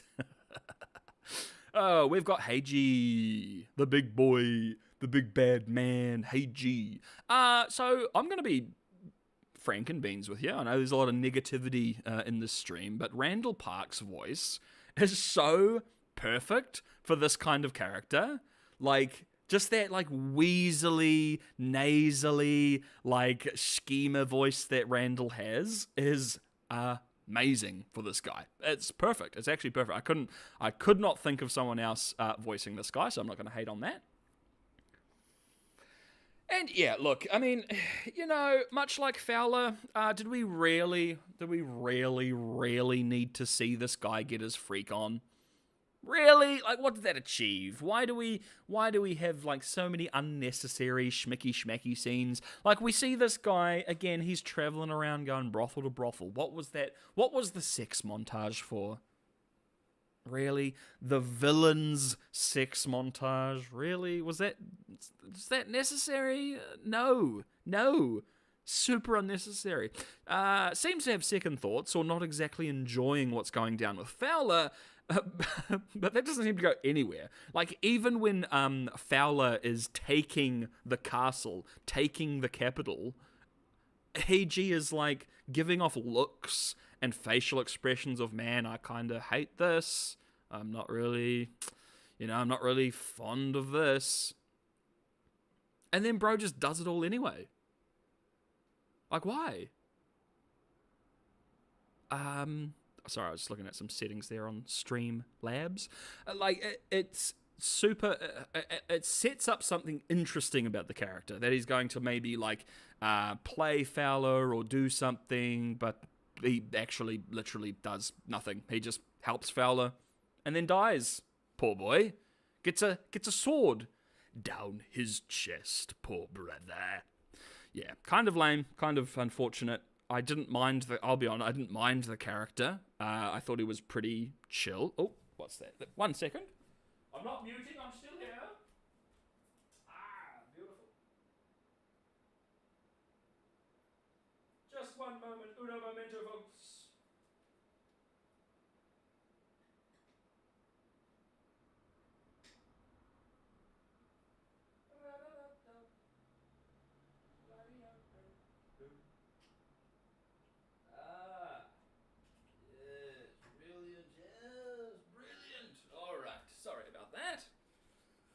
I just had to plug something in. Like Heiji got plugged during the sex montage. So, yeah, look, I mean, I'll be honest, I didn't mind the character. He's a decent villain, you know, he's not like a fighter, he's a merchant. You know, he like promises wealth and power and all these things, but again, kind of doesn't really go anywhere, unfortunately. And bro has a literal Takeshi's castle, which is hilarious. Literal Takeshi's castle, but it is what it is, you know. Had to be inspired from something, right? And if you don't know what that means, it means there's like, he's got a trap castle that you have to go through a whole bunch of traps and trials and tribulations to get to where you want to go. And yeah, Heiji's Takashi's Castle inspired the television show Takashi's Castle. It's kind of like, okay. You do you, boo. You spend all that money making your trap castle, I guess. We've got Madame Kaji, which, you know, not a huge amount going on with her and her character, but we can still talk about it, of course. So, let me do this and that and that. So, deals in schmicky schmacky and flesh trade, but, you know, she's actually such a lovely person. She's just in it for the little girl, you know, instead of the little guy, you know, because she's in it for the little girls. You know, she's in it for the outcasts. She's here. She's ready to rock and roll. She'll look after you if you're outcast, or, you know, you're not the prettiest, or, you know, you have disabilities, or, you know, because she deals in the fetish stuff. She deals in the weird and the wacky when it comes to the schmicky schmacky.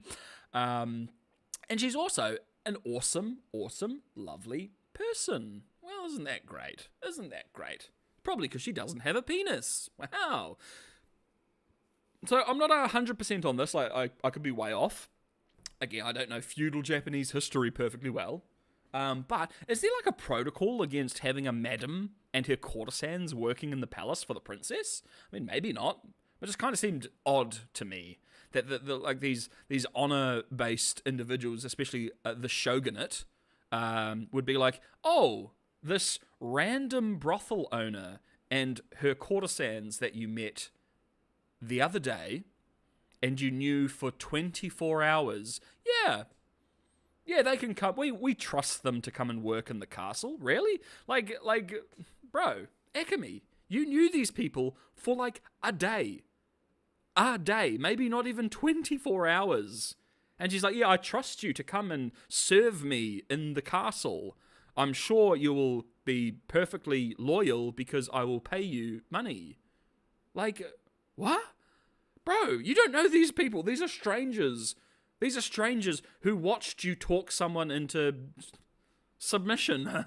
You know, like, bro, it was so whack to me. Like, you are so sheltered that the only people you know and trust are people that you met the other day for 24 hours.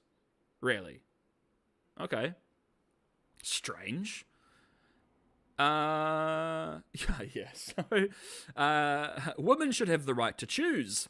Unless they are mute, then I'll have them killed for mercy. Yeah, mercy, guys. It's a mercy. Because the guy's so terrible. Which, yes, he is. Yes, it is a mercy. But I do find it funny, right? Women deserve it. And it is such a bizarre scene, right? Because, like, I don't know how you guys read it if you've watched it, but when Madame Keiji sends Mizu to go and mercy kill that mute woman, like, it really seems like the mute woman is not on board. Again, I don't know about Chol, but, you know, Mizu does the thing that Keiji said, oh, do this and she'll know that you're here to help her. And then the mute chick looks confused. And then Mizu does the thing again. And then, you know, the mute girl does the thing back. But that's, like, what? Mizu doesn't know any sign language or anything of that nature at all. It's like, she looked confused. She didn't look sure. And then she, like, slowly reaches her hand out. Mizu, like, takes her, embraces her, and then snaps her neck. And it's like, bro, I don't know. It seemed kind of sus to me, but, you know, she is going through some horrendous stuff under this guy, so, you know, maybe she did want to die, but, you know, what if she, like, didn't? What if she was scared to die and obviously couldn't communicate to Mizu or anything because she's a mute? Mizu doesn't understand any of the hand symbols she does. So it just seemed a little bit like, yikes. Was she on board there? Because it doesn't seem like it. Again, I do want to make sure you understand. I get that she is having a very horrendous time. She was sold to the kink brothel, and then she was bought by the worst guy in town, and then, is clearly going through some nasty stuff. But look, some people don't want to die. Like, I don't know. Like, some people will put up with a lot of shit because they don't want to die. Death is pretty permanent, right? But I guess it's Japan. These people, like in the Shogun show. It's like, it's an honor. It's an honor and a privilege to have my neck snapped by this stranger. God. Anyway. If she ever sees that flesh trader again, she will kill him. JK, come on in and I'll listen to everything you have to say, and I'll even try out the girl you bring. Oh, really? Maybe, just maybe, in your show, don't have characters say things like that if they're just going to 180 on it. You're literally writing the dialogue of the show. You wanted her to be cool, right? You wanted Madame Kg to be cool in her introduction. So she's like, I told you, if you ever come back here with your shady ways, I'm going to have you friggin' killed, eh? I'm going to take you out the back and battle you, have some bum fun with you. And then the guy's like, wait, I've got like a really cool chick. And then she's like, okay, I'll listen to everything you have to say. And then, you know what, I'll even try out your chick, bro. Like, your threats clearly mean nothing, babe. If you're just going to 180 and be like, oh yeah, actually, you know what, I'll give it a try. You've scammed me before, you've pissed me off before, you've messed me around, so much so that I never want you back in my brothel, but hey, I'll give you a try. I'll give your girl a try. What? Bro, if you want your character to be cool, make the threat and then follow through with it. Otherwise, it's just empty nonsense. Anyway, folks. We got Takeyoshi, the Shogun's son. The stuttery guy. Who I'll be honest, I wanted more from him. I'll be frank. I liked the idea of the character. I thought it was, very cool. The second-born son of the Shogun. And all these women, they keep disappearing. And, oh my god, you can't even speak to him. Because if he speaks to you, you'll disappear. Oh my gosh. And it turns out he's just like a awkward guy with a stutter. And then his mother is like uber controlling of him. Like, I love that. I really love that kind of flip on its face of this horrid man in power, and he's actually just kind of a pushover, and he's really, awkward because he stutters and he doesn't have any courage. Like, I think that's great. I thought that was a great little reveal, and I wanted to see a little bit more from him. But he's just a misunderstood sweet little baby boy, poor guy. And it is. I think I've got the point here. If I don't, I'll bring it up. But there's something funny that happens. So we hear about him many, many times. Episodes before he's even introduced, and then he's just kind of like around as mentioned. Kind of wanted a bit more from him because I like the idea. I like the character. I think it's a good idea. And then so so it's hilarious to me that Akemi goes from wanting to run away in fear of him to, let's have some schmegs after hearing his stutter one time. Like, she literally, for episodes and episodes and episodes, goes, I don't want to marry him. He's a brute. He's a monster. Everyone says he's a mod. Every woman that sees him disappears and is killed and tortured. No, he's such a beast, such a beast. And then she has one conversation with him, and he's like, I'm sorry. And then she's like, let's have sex, actually. That's really hot. Flaming Sowie, hello, how you doing? What's the monkey about, Flaming Sowie? Let me know. Am I the monkey? Or is Takeyoshi the monkey? Let me know. Or are you the monkey? Or are you more of a orangutan type? Anyway. I thought it was like actually hilarious. No. Good to know. Thanks, pal. Like, I thought it was hilarious, right? That for episodes and episodes and episodes, yes? Oh, now I'm very confused. You've got me confused, Flaming. You've got me very confused, my friend.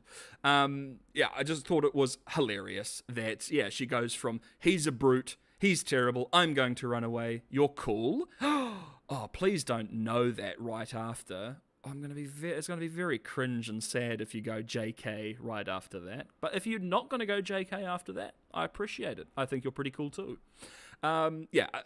Hilarious that she goes from he's a brute, I'm gonna run away, I'm gonna off myself, I don't want to marry this beast, to he's like hello, and she's like, oh, I'm gonna get naked for you, baby boy. Probably, again, it is one of the sex scenes that works because she's using her sexuality to gain control over him. It works. I am so amazed by your content. Oh, thank you so much. So, Flame, is it Sowie? Flaming Sowie? Or Sowie? Let me know, because I don't want to mispronounce your name, but I really appreciate that. Thanks, man. That's very cool. Very cool. So, we've got blood-soaked Cherokee, who, look, he's got a lot going on. So, first and foremost, it's this guy. First and foremost, we've got... And now the next point, very important. We've got I'm evil. Actually, flaming. That I'll be honest, it doesn't help when you just type your name out again. So is it Sowie, like sorry, or is it Sowie? Just give me a 1 or a 2. Let me know, and then I'll know from there. But yeah, you literally just retyped your name. I'm sorry, but that doesn't help me pronounce it. So yeah, we've got I'm actually evil, darling. And then very important point next is, Number 2, Sowie. Awesome. Thanks for that. Now I know. And then more importantly, we've got and etc. That's it. That's the character. Thank you very much. Thanks for coming to my TED Talk. We now have the Swordmaker / Sword Father, who is like probably the best character in the show. I think probably most people like this guy. It is oh god, I'm blanking on his name. It is I'm going to have to look it up. I'm sorry, because it deserves respect. Kerry Hiroi Tagawa. Sorry. Kerry Hiroi Tagawa. It is his best role since Mortal Kombat. Let's be frank and beans here. What an amazing voice this guy has. And what an incredible elderly, mentor character voice this guy has. What an absolute G. The last thing you probably saw him in was when he pointed to the camera in Mortal Kombat and then went, "You will die." Best part of the movie, best part of the movie, best part of the show. Bro, it all works. All because of the same guy. While he's just a wise old master, he's easily the best character in the show, in my opinion, and he's one of the few male characters that isn't a horrendous piece of shit, horrible loser. Isn't that fun, guys? He's just too good for this world. He's super chill, He finds out that the whole time this girl he's been looking after, I'm subscribed. Thank you very much, my friend. Love to hear it, love to hear it. I'm so close to hitting 500. So close. I'm inches away from 500, So I do appreciate that. Thank you for that. Because that'll be fun. That'll be great. Like, the channel isn't, like, that old. And I'm already kind of that close to the first little monetization thingy for YouTube, which is awesome, man. You're too good for this world. Me? Oh my, now you're compared to the Sword Father? Oh, come now. He's too good for this world. But me, I'm an undead ghoul, I've been around town a few times. So maybe you're right. I am too good for this world. That's why I'm a feral ghoul. Thank you, Flaming Sowie. Very nice. Oh, and it just popped up. There we go. Thank you so much for the sub, bud. Awesome. Thank you so much. Yeah, this was like because I was trying to think of what negatives can I say about this guy, and like really the only thing I thought of was like, oh yeah, bro couldn't lift the meteor, and then this small like 5-6-year-old child is like, here, let me help you with that, brother. Like, well, I'm sorry, what difference is that gonna make? It ain't gonna make much difference at all in my mind, but it's chill, you know. He's a cool, chill guy, so it's totally fine. Totally fine. Let me look. Why is that? Streamlabs is being a little cringe. Just a little bit cringe, but that's okay. That's okay. All of your chats flaming sour. I don't know why they aren't on screen yet. Anyway.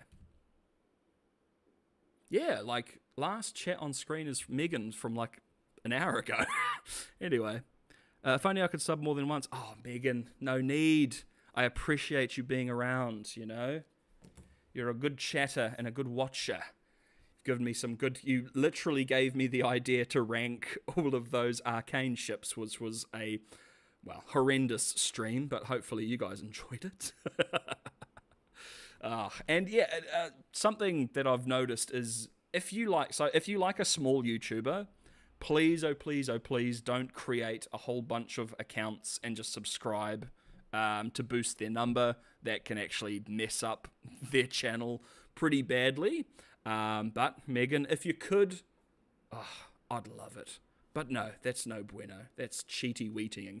Anyway, look, Swordfather, he is like the chillest guy in the world. He finds out that this whole time, the boy, quote unquote, that he's been like teaching and helping raise and is blue-eyed, therefore shunned from society and all of that sort of thing. And he's just like, I don't give a shit. Like, bro, I'm blind. Do you think I care about that?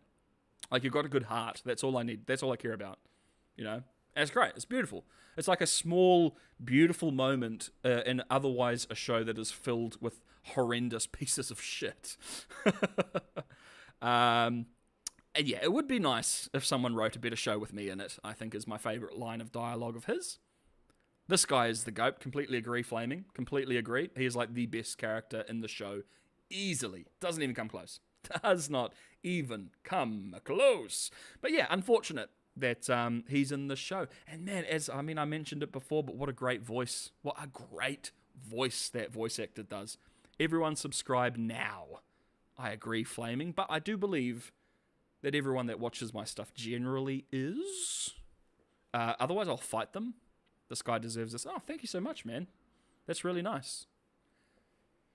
That's very cool. Thank you. And I think I do. I think I deserve 10 trillion subscribers, and I won't be satiated till I reach that number. Yes. But yeah, it would be nice if someone wrote a better show for that guy, because, you know, it is what it is. We've got Mizu's mother, aka the biggest piece of shit in the show. Oh my god, what? Well, we find out she isn't actually Mizu's mother, which is important. It really puts a dampener on her revenge plot when we see how horrible her mother is. And I mean horrid. Horrendous. She pretended to die and orphaned Mizu to live on the streets when she knew that people, like, were going to hunt her down because of her eye color. She's the worst. Like, oh yes, I'll burn my hut down and pretend to be dead and then orphan this poor small child. And then go smoke opium and be a courtesan. Brother, my brother in Christ, you are the worst. She's so terrible. Like, yeah, so, like, there is a small chance that she was actually the one that sold Mizu out in the flashback. Like, she's that bad. Like, because I guess what the show may have been going for is that, you know, the husband is like, I would never do this. It was clearly your mother. Clearly it was her. And then, you know, the audience is meant to be like, haha, you're dumb, bro. She wouldn't do that. But for me, I was like, there is a high chance that the mother actually sold her out because she was addicted to opium and they didn't want her to smoke opium anymore. And then she could have just been like, well, I'm just going to go have my daughter killed because I'm a piece of shit. I mean, I literally basically orphaned her and forced her to be raised on the streets. or live on the streets until she came across the kind-hearted, lovely person that the swordmaker / swordfather is. My God, horrendous. And it really, as I mentioned, puts like a huge dampener in the revenge plot. Because it's like, I'm going to avenge you, mother. But it's like, your mother is a piece of shit. Why are you avenging her for anything? Like, seriously. Like, what a horrendous, horrendous character, man.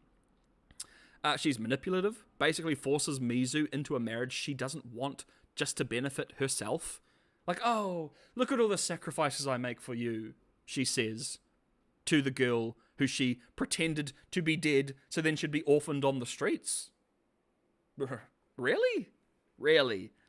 All the sacrifices I made for you. And look, again, there is an important piece here. She is not actually Mizu's mother. We find that out in the last few minutes. She's just the maid, right? And it's like, ooh, if Mizu's mother had a maid, well, I wonder who exactly. Oh my God, I'm 1 subscriber away from 500. You guys did start subbing. Good stuff. Thank you so much. Oh my goodness. Oh my goodness. Oh my gosh.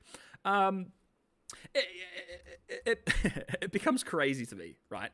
That she is like, yeah, all the sacrifices I made for you when I set you on the path of this horrid revenge. Instead of being able to live your life, you've been on a path of revenge to avenge me.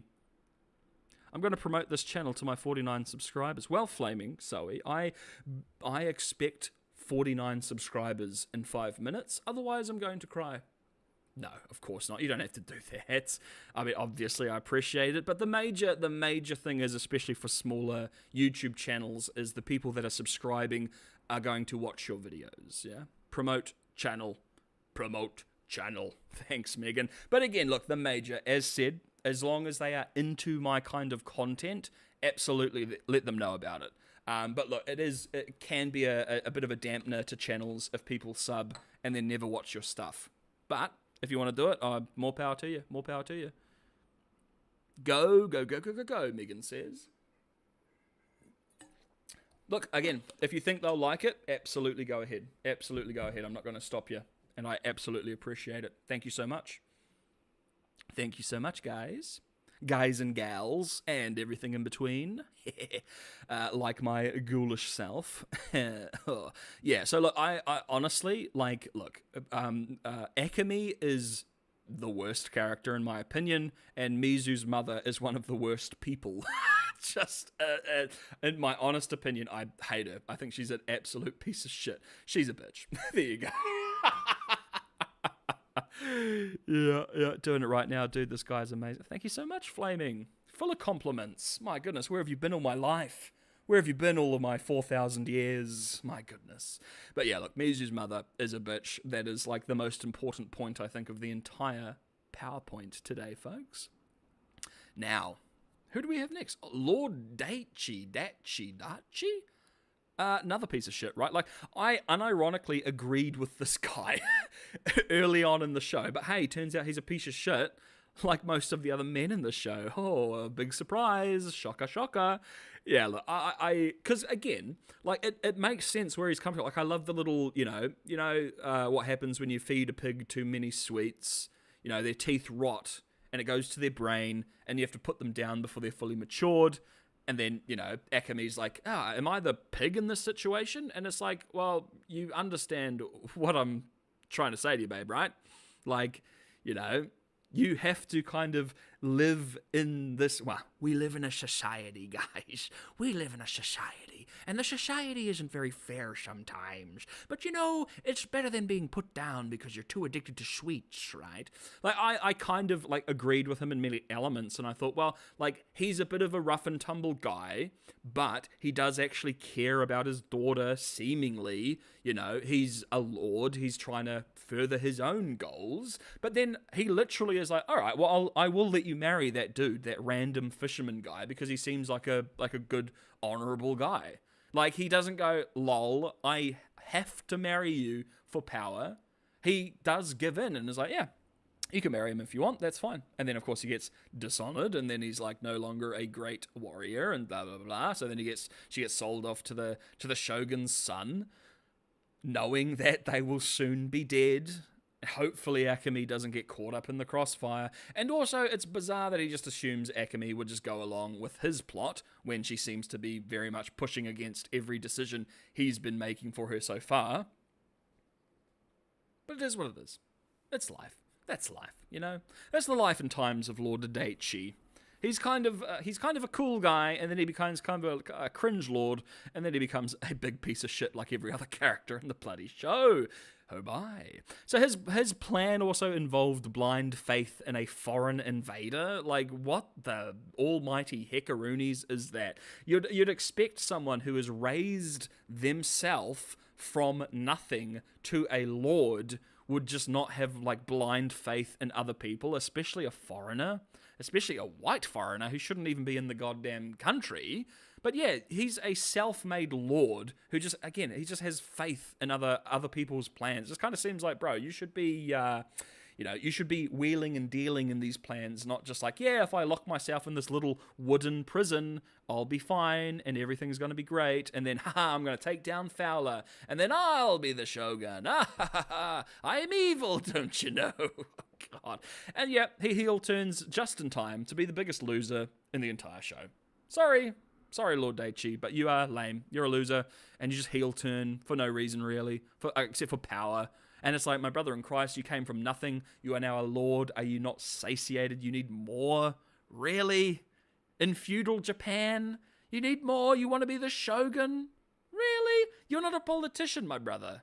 Anyway, I don't care about that guy very much, so he can be thrown to the side. So look, that was the character part.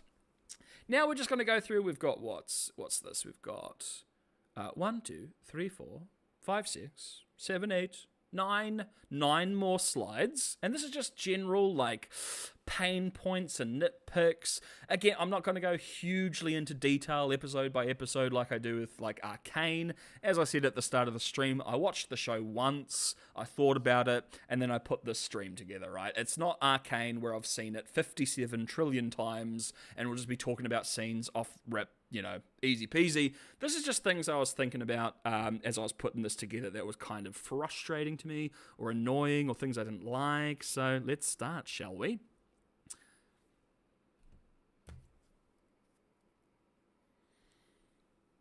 Flaming.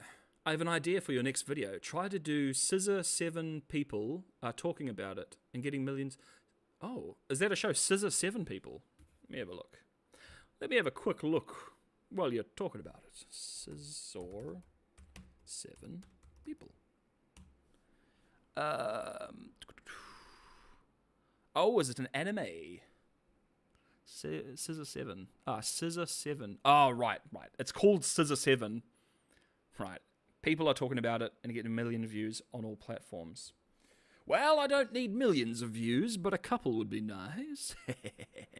I remember when this came out, but I never watched it.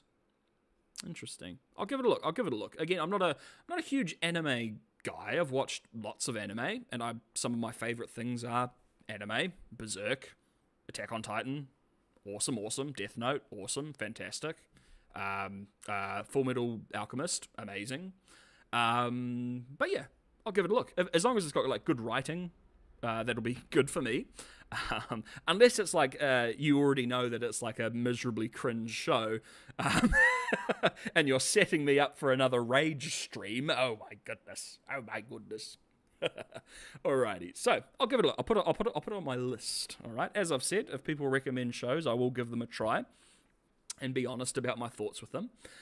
So, as mentioned, I had hoped the show would have been, as I've mentioned many times throughout the stream, I'd hoped the show would be a bit more grounded, a little bit more respectful of Japanese beliefs and traditions of the time. However, it quickly becomes fantastical, and how amazing Mizu is and her ability to win after being wounded multiple times. It gets a bit too fantastical. It gets a bit too much nonsense, right? Where I thought it would have been a cool, grounded, animated story, nice and hyper-focused, but yeah, it gets a little bit silly for me. Again, you've got Mizu, and you've also got Taigen, who they get wounded and then they heal like 5 minutes later and then are perfectly fine to fight again. It's kind of crazy. Have you watched Has Been Hotel? I'd like to hear your thoughts on it. Has Been Hotel. Let me have a look. Has Been Hotel. Let's have a look. That's not what I wanted to look up. Has Been Hotel. Animated series. I have not. No, I have not. One season. That'll be an easy watch. Animated. All right. Keith David. Oh my God. Keithy boy. All right. I can give it a try. All right. Let me put these on my list before we forget about anything. Right. So we've got Scissor 7, and we've got Has Been Hotel.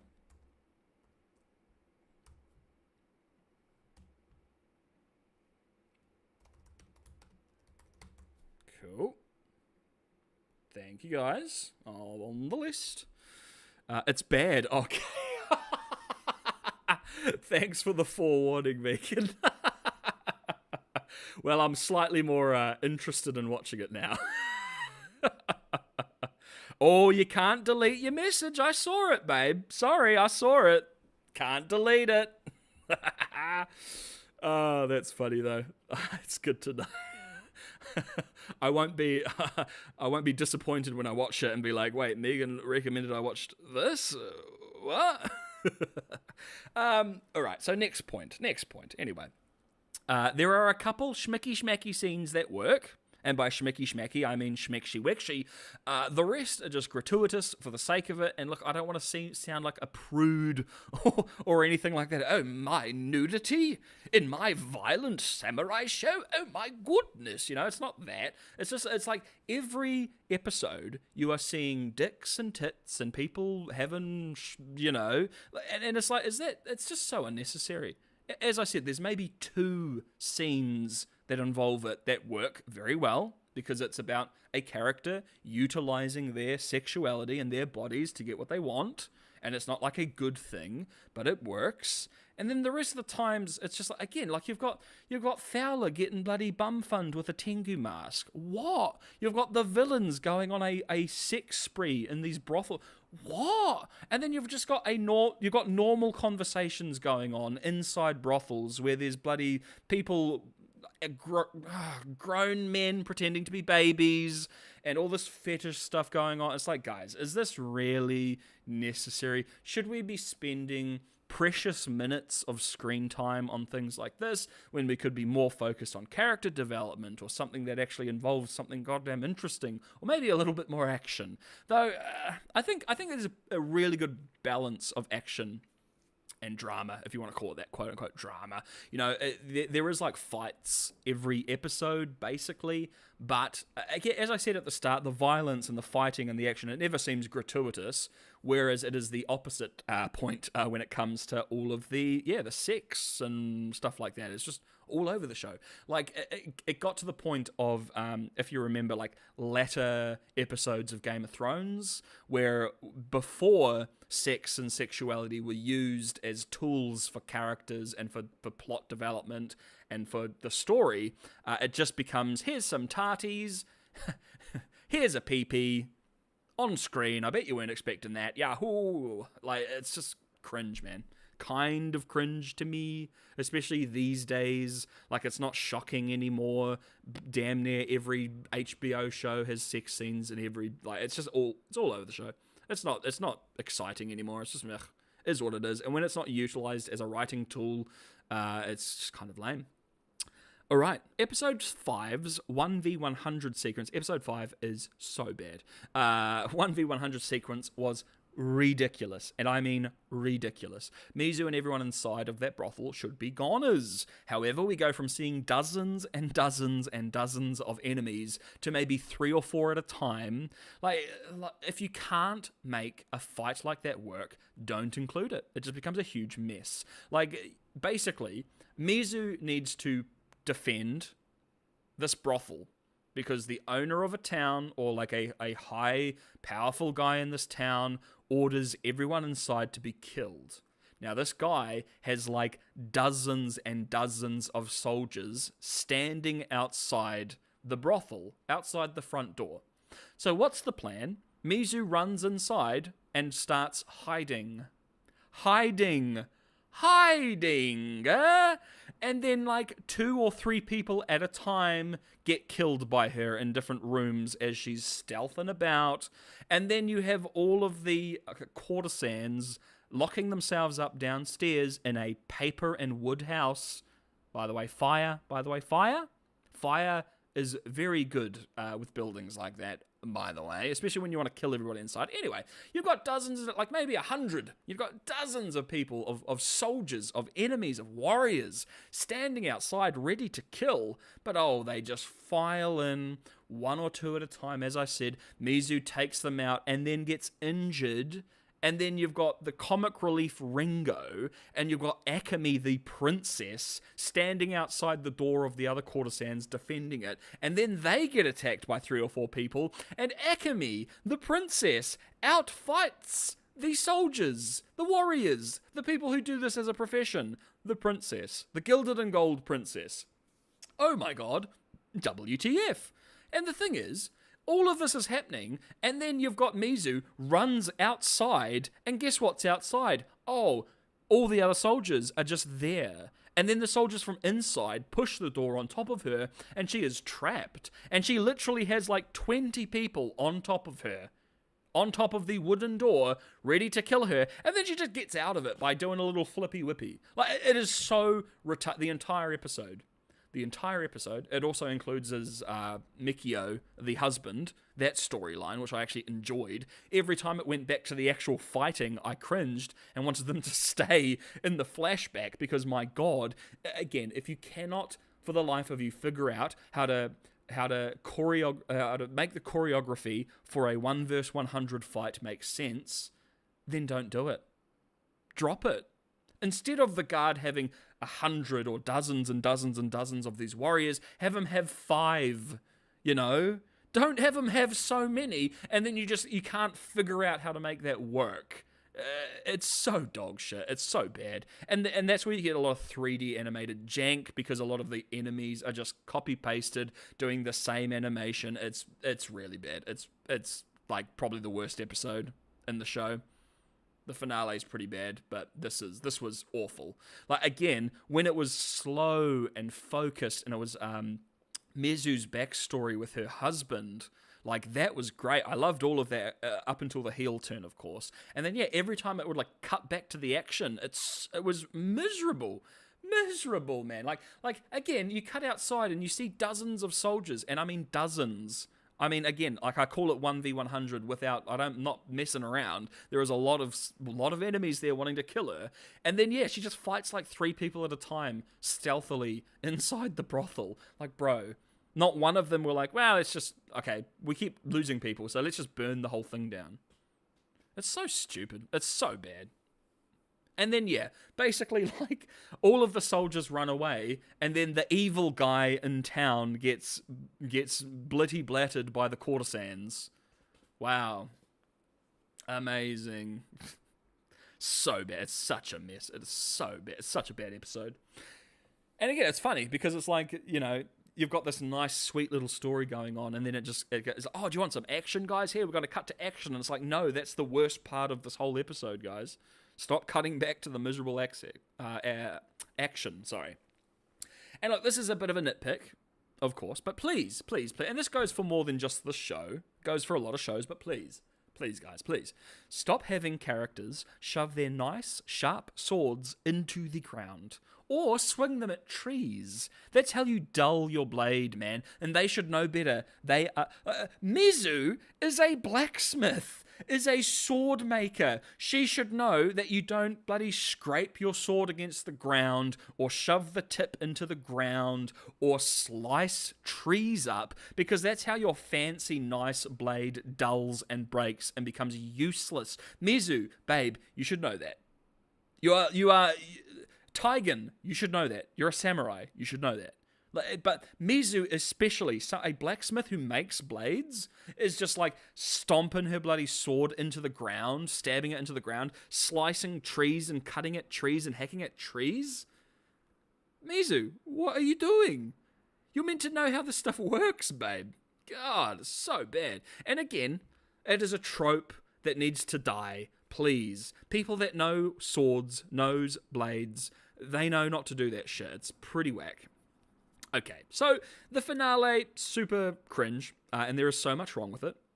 And this is just one small example, because again, I don't want to go scene by scene by scene as I do with Arcane, because there's, quite a few problems with the show, and it'll take quite a while, and this isn't going to be a long stream. We're nearly winding it up. I know, it's crazy. A sub 3-hour stream, potentially? What? I know, but it is what it is, folks. So, here's one small little baby boy example as to why the finale is ridiculous. Alright, so we have Tegan.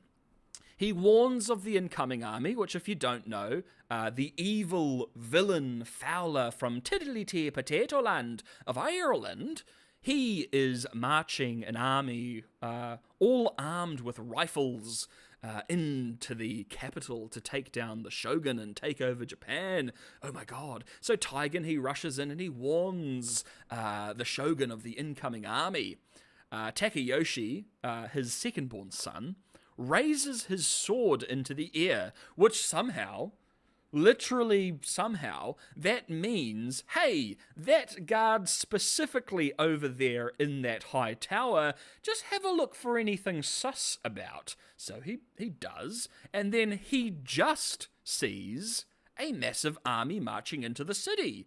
Oh my goodness, you literally couldn't see the column that leads into the horizon and all the banners. You couldn't see that before, but oh my, now I can, just because of magic shit, alright? So he just sees the massive army marching into the city. There's no forward guard or scouts or even outer defenses in the capital where the shogun lives. Really? There's not a single, guard post that are like, oh, that looks like a massive army coming. Let me send a message to the shogun to let him know that a massive army is waltzing into the capital. No, that would be far too easy, you see. No, you see, basically what happens, he just walks in and it's a surprise army. It is no joke. It is literal surprise army. The first shot you see of the army, they stretch back basically to the horizon and they have high red massive banners. You couldn't see that? Really? No one saw that? Everyone was too busy partying, I guess. Bro, really? The place where the shogun lives? Really? Oh, bro. You can just walk in. You can walk an army in. Easy as that, I guess. Easy as that, gee willikers. Anyway, the shogun then says to Tegan, oh my gosh, you're such a good lad. You will be at my side. Because, he came and warned him of the incoming threat. But you know what? What if Tegan was a goddamn assassin? Right? The army was already in the city. And this seems like a pretty good way to get close to you. Get close to the shogun with their weapons, sorry. So it's like nonsense. So this guy runs in, right? The army is already in your city, but somehow you don't see it. And he goes, Shogun, the enemy is here and they wish to kill you. And then it turns out, oh my gosh, they are here, OMG.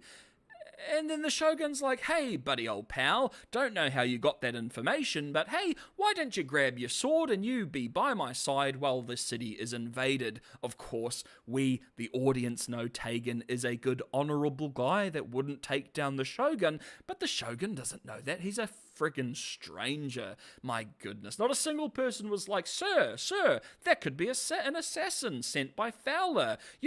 He's just marching his army in. He doesn't expect to fight. What if he sent an assassin to kill you? Bro, cringe, man. Cringe. Dude, use your friggin' brain, guys. Writers, spend 5 more minutes making your fucking scenes make more sense, please, I swear to God, because it's all a bunch of nonsense that if you think about it for 5 seconds, it doesn't make any sense at all. None of these characters should be doing these things. None of these characters should be saying any of these things. But oh my God, the writers don't know how to figure it out. So they're like, Tegan warns him, and then Tegan's going to be there for the final fight because the Shogun is going to be like, be at my side. Bro, cringe. Spend an extra day or 2 figuring out your goddamn story. So then you don't have scene after scene after scene after scene of nonsense that doesn't make any sense like that. There's just one example. The show is filled with stuff like that. But it would have taken me 10,000 years to write them all down. So there's just one for you, okay? So, Seki, George Takei, his death was absolutely hilarious. I'm sorry, I had to pause the show and step away. I was laughing so much. And I don't think that's the outcome the writers were intending, that it was laughable, right? That I literally had to walk away because I was laughing so much. I couldn't believe it. Oh, I've learned my lesson. Oh, let's make this a decision that we should have just done on our way out. Oh, I'm dead now. Be free, my birdie. Like, what? So, look, again, if you haven't seen it, Seki is like this old guy that's traveling around with Princess Akemi and has raised her and is trying to teach her the ways of the world, of the witchy world, right? And basically, on their way out of the city as they're escaping, they run past a gate, which only locks one way, by the way, which seems to be you need a mechanism to unlock and open. But as they run past, they go basically nearly across a bridge. And then Akemi's like, wait a minute, why don't we lock these mofos inside the burning castle? And then they're all going to die, right? Because we don't want Fowler to take over. He's a bad guy. These guys, of course, don't know what's going on inside the castle. They think that the siege has been successful to an extent. Of course, the city is on fire, but successful enough. So they then turn around and go, me oh my, why don't we just close this gate? And it's kind of hilarious, right? Because it's presented as you only have two options.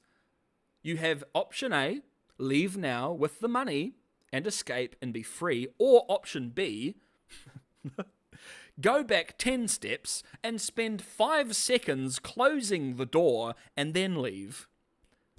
That's the 50-50 choice, by the by. I am not trolling.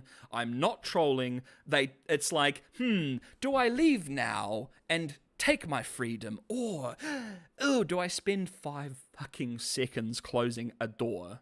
And guess what? That decision ends up killing Seki because he gets shot in the back. What a dumbass. Again, it is literally like, it is a stupid 50-50. Again, the writers wanted to include it, but it's like, my brother in Christ, spend 5 more minutes figuring out how to do this because that is so cringe, man. Really? Oh, what a tough decision it is to spend 50 frickin' seconds closing a gate so our entire city and our entire empire and our entire country and society and way of living doesn't get taken by a foreign invader. Really? What a tough call, man. What a tough call to make. And then, of course, Seki's like, oh, I had no idea that... you were so good, Akemi. Oh. And then he dies, and then Akemi becomes the villain. Seki's like, be free, my bird. Make a decision for yourself. And her decision is, I'm going to be an evil piece of shit. Or at least the show frames it like that. Again, they basically like silhouette her around the burning castle. Again, the symbolism isn't lost on me, guys.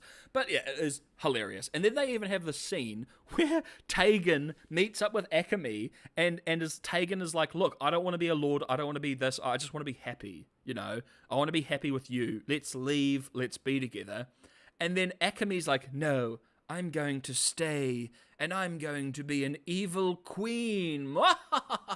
And then the framing is they are standing on a bridge, and in the background on Akemi's side is the burning city, and then on the background of Tegan's side is this nice green, peaceful, lush, like garden, basically. It is hilarious. It is hilarious, bro. Like, they literally heel turn Akemi in the last 30 seconds. It is funny as all hell. Maybe, you know what? Maybe Blue Eye Samurai is a good recommendation if you approach it as a comedy. Maybe that's one way I can recommend it, is if you want a good laugh, try and take the show seriously, and you'll be laughing your head off. Again, try and take it as a serious, grounded drama with a bit of action. You'll be laughing your ass off the whole time. It's funny as. So we've got modern Western ideology written into this feudal Japanese revenge plot. It stands out like a goddamn sore thumb. Sorry, every character is tarnished by it and every decision is dictated by it. Please, please, please. People back then didn't think like the way you do. Dear writer, Dear American writer, the people in feudal Japan didn't share the same thinking and ideology as you. Yeah? Again, like, it's historical fantasy, so whatever. Like, it is whatever. It is just a nitpick because, again, it's historical fantasy. It's not grounded in reality at all. It is just, here's the time period. They've got swords, teehee, let's make up a bunch of bullshit, right? And that's very much what it is. It's a bunch of made-up fantastical bullshit. So it's not the worst. It is a nitpick. You know, again, it's not selling itself as this grounded historical piece or period piece, right? It is just fantasy, so it's chill. But yeah, it really stands out like a sore thumb, and I don't know what writers need to hear this goddamn lesson, but the characters you write don't share your opinions. You are crafting characters. You aren't writing mouthpieces for your modern ideology. It's so frustrating. Again, it frustrates me when I see it in Arcane. You have so many characters that just are changed between seasons and become self-inserts or mouthpieces for the writers. It's super noticeable, super cringe, and oftentimes spoils a good story. Hate it. I hate it. Again, you can't be in 17th century feudal Japan and have characters that are like princesses be like, oh, I'm a caged bird and society is against me because I'm a woman, and oh, if only I had freedom. Like, you are in the most privileged position in Japanese society, babe. Seriously. The only step up from your position is if you had a dick and your name and you had the title of shogun. That's it.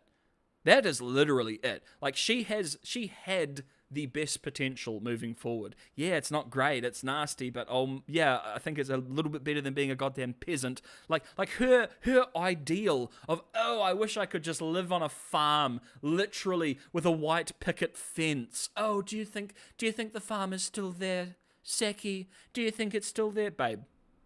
Pro, have you farmed once in your life? Jesus, God, like, your father did all this work to become a lord, go from nothing to be a lord, and now you just want to revert that. It's so funny. It's so cringe, man. No one, not a soul, thought like that back then, man.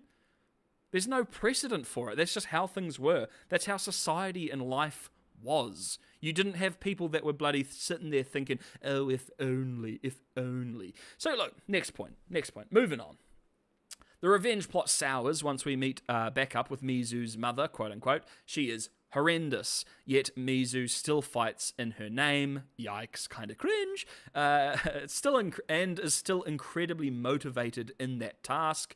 The revenge plot only picks back up in the last few minutes of the show when Mizu finds out she wasn't actually her mother. Again, kind of lame to be like, I'm going to avenge you, mother. I'm going to kill all of these people.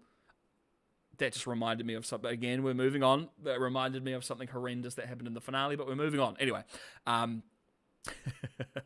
like, super motivated to avenge her mother. It pushes her along to kill people, slaughter people, do things that are dishonorable, etc., etc., etc. Put herself in danger, put her life on the line constantly. And her mother turns out to be a piece of shit, and she knows that. In the flashback, we see how much of a piece of shit she is. Again, as I've said, it's not her real mother, but Mizu didn't know that at the time, and it really sours the story. Again, I don't understand why they went down that path. It's very bizarre to me that they thought, oh yeah, that's a good idea for our character. Let's like actually spoil our revenge story by being like, oh, by the way, guys, her mother is a huge piece of shit. Like, oh, really? Kind of unfortunate. Kinda sus. Kind of whack. Kind of what the hell?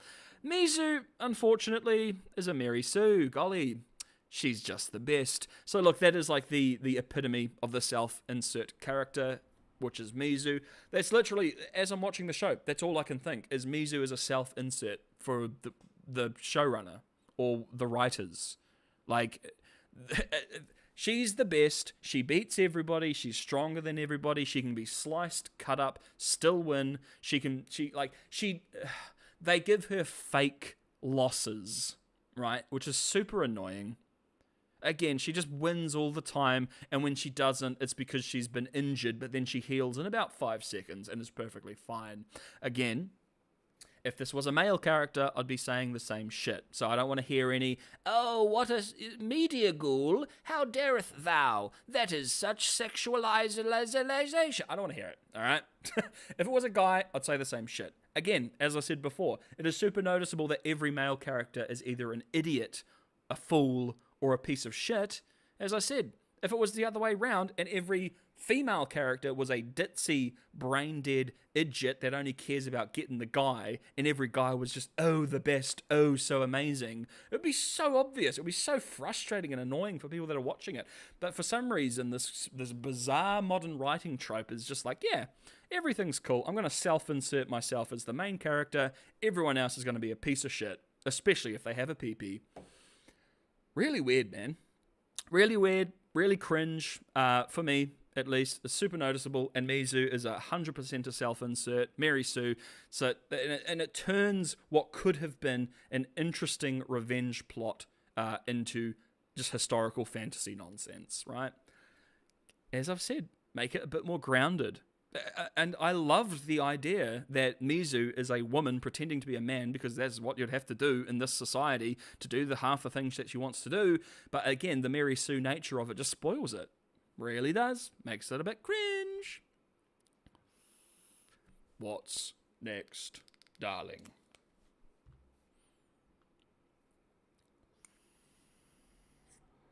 Oh, super subtle, guys. Like, totally understandable if you guys didn't pick up on this, but, like, look, super subtle about it.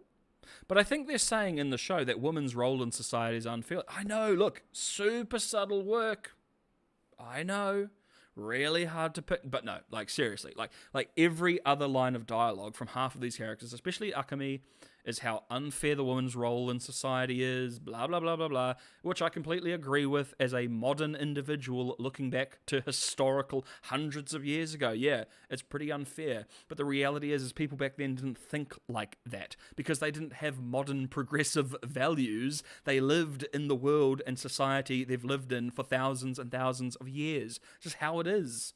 You know, again, it's modernizing this cool era. It's also not respecting the tradition. It's not respecting the values of the people at the time. It's, yeah, kind of annoying. You can have like a character that thinks that way if you really want to have that be one of the themes of your show, sure. But it is like every character basically shares this ideal and ideology, and many male characters see it and admit to it and don't give a shit. Like, okay. Like, I think something like Shogun, the show Shogun, deals with this idea much better. Much, much better. They are showing the audience that the woman's role in this society is unfair without having the characters say it, because they wouldn't believe it. It's how it is. That is why there is such a huge clash between our protagonist and, what's her name? Bloody, my least favorite character in the show. That'll get me in trouble. Yeah, the chick that speaks bloody Portuguese. Like, I can't remember her name. I haven't seen it in a while. But yeah, look, they at least deal with it reasonably well, because there is such a huge culture clash there, and the bro is like, why are you doing this? Why do you want to die? That's insane. Death is so permanent, blah, blah, blah, blah, blah, all of this stuff. And she's like, that is my role. That is my job. It is honorable to me. That's what I believe in, blah, blah, blah, blah, blah. And it's perfect, because we, the audience, pick up what the writers are putting down without them having to sully the tradition or the honor-based society that they live in, or just down to the fact that people wouldn't think this and say this, because it's modern nonsense. Well, I shouldn't say that. It's not nonsense. It's modern beliefs. You know, it's nonsensical to put it in stories like this, is what I meant. Sorry. And also, guys, again, not sure if you picked up on this, super duper subtle in the show, you know, but I think they're saying that the white British guy's bad. And he brought violence to the shores of Feudal Japan. Wow. Really? Oh my gosh. White man bad, white British guy real bad. He came and just ruined Japan. Oh, to be sure, to be sure. Look, I'm with you if it's an Irish guy. Oh, that filthy bastard. But yeah, it's just these two very modern writing tropes that are like, oh, here we go. Like, again, people coming to Japan, let's say back in the day, to convert the Japanese to Catholicism didn't think they were horrendous colonizing pieces of shit that are destroying tradition. They think they're doing the right thing. Again, like, it is this modern revisionist nonsense. A lot of people that did horrendous shit back in the day that we can look back at and say, that is horrendous and bad and disgusting. I can't believe they did this. They thought they were doing the right thing. Simple as that. And they would have believed that, whether it's going and converting an entire country to your religion, you think you're doing God's work, quote unquote. You know, whether or not you're going and colonizing an island, you think you're modernizing them and helping them out and giving them technology. Like, again, these people think they're doing the right thing. They don't view themselves as the horrible villain. It's so cringe. Man, and it really just points to bad writing. Like, it points to childish amateur writing as well, especially character writing. If you write your characters to literally just be so what's the word I'm trying to think of? It's funny when I complain about writers and then just can't think of a word to say. It's kind of ironic. Look, so, like, if you have a character who the theme around them is about, like, colonization bad, right? What you do is you have that character think they are doing the right thing, and then they realize that they are wrong. Very simple. You don't have the character go, I'm evil, and we are expansionists, and I'm going to destroy this place and take it over, and all for the glory of the Queen. You know, they didn't think like that back then. You were just showing off your opinion, and as I've said in my Arcane streams, you destroy characters when you, the viewer, can tell the politics and the ideology of the writers through pretty much every character and all of their dialogue. It's pretty amateur shit. Pretty bad character writing. Like, if you cannot write a character who is completely against your own beliefs, you shouldn't be writing. Sorry. Soz shouldn't be writing. Or at least you should do some more goddamn practice, my god. Alright, Mizu literally Matrix dodges a bullet fired just a couple feet away from her. Dude, what? Huh? What? I'm not joking. I'm not trolling. I'm like Fowler has Mizu dead to rights. He fires his gun at her from like 2 feet away, and she fucking Matrix dodges it, bro.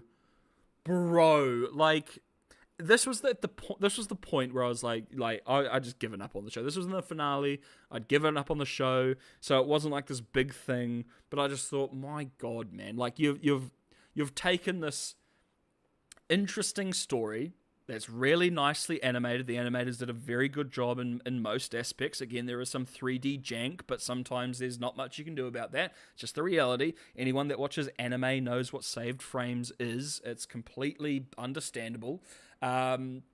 But yeah, like, this was at the point where I just given up, and I was like, look, this is a troll show. This is a fantasy. This is absolute nonsense. Like, Mizu should be dead so many times over, and this was the most egregious example of it. This wasn't an example where she'd been stabbed and healed in about 5 minutes, like every other example. No, this was an example where she should be dead. Like, she got shot in the face, but she bends backwards and it goes slow motion, and she does a Matrix dodge. A bullet. Bro, it works in the Matrix, because guess what? They're in the fucking Matrix. This is feudal Japan.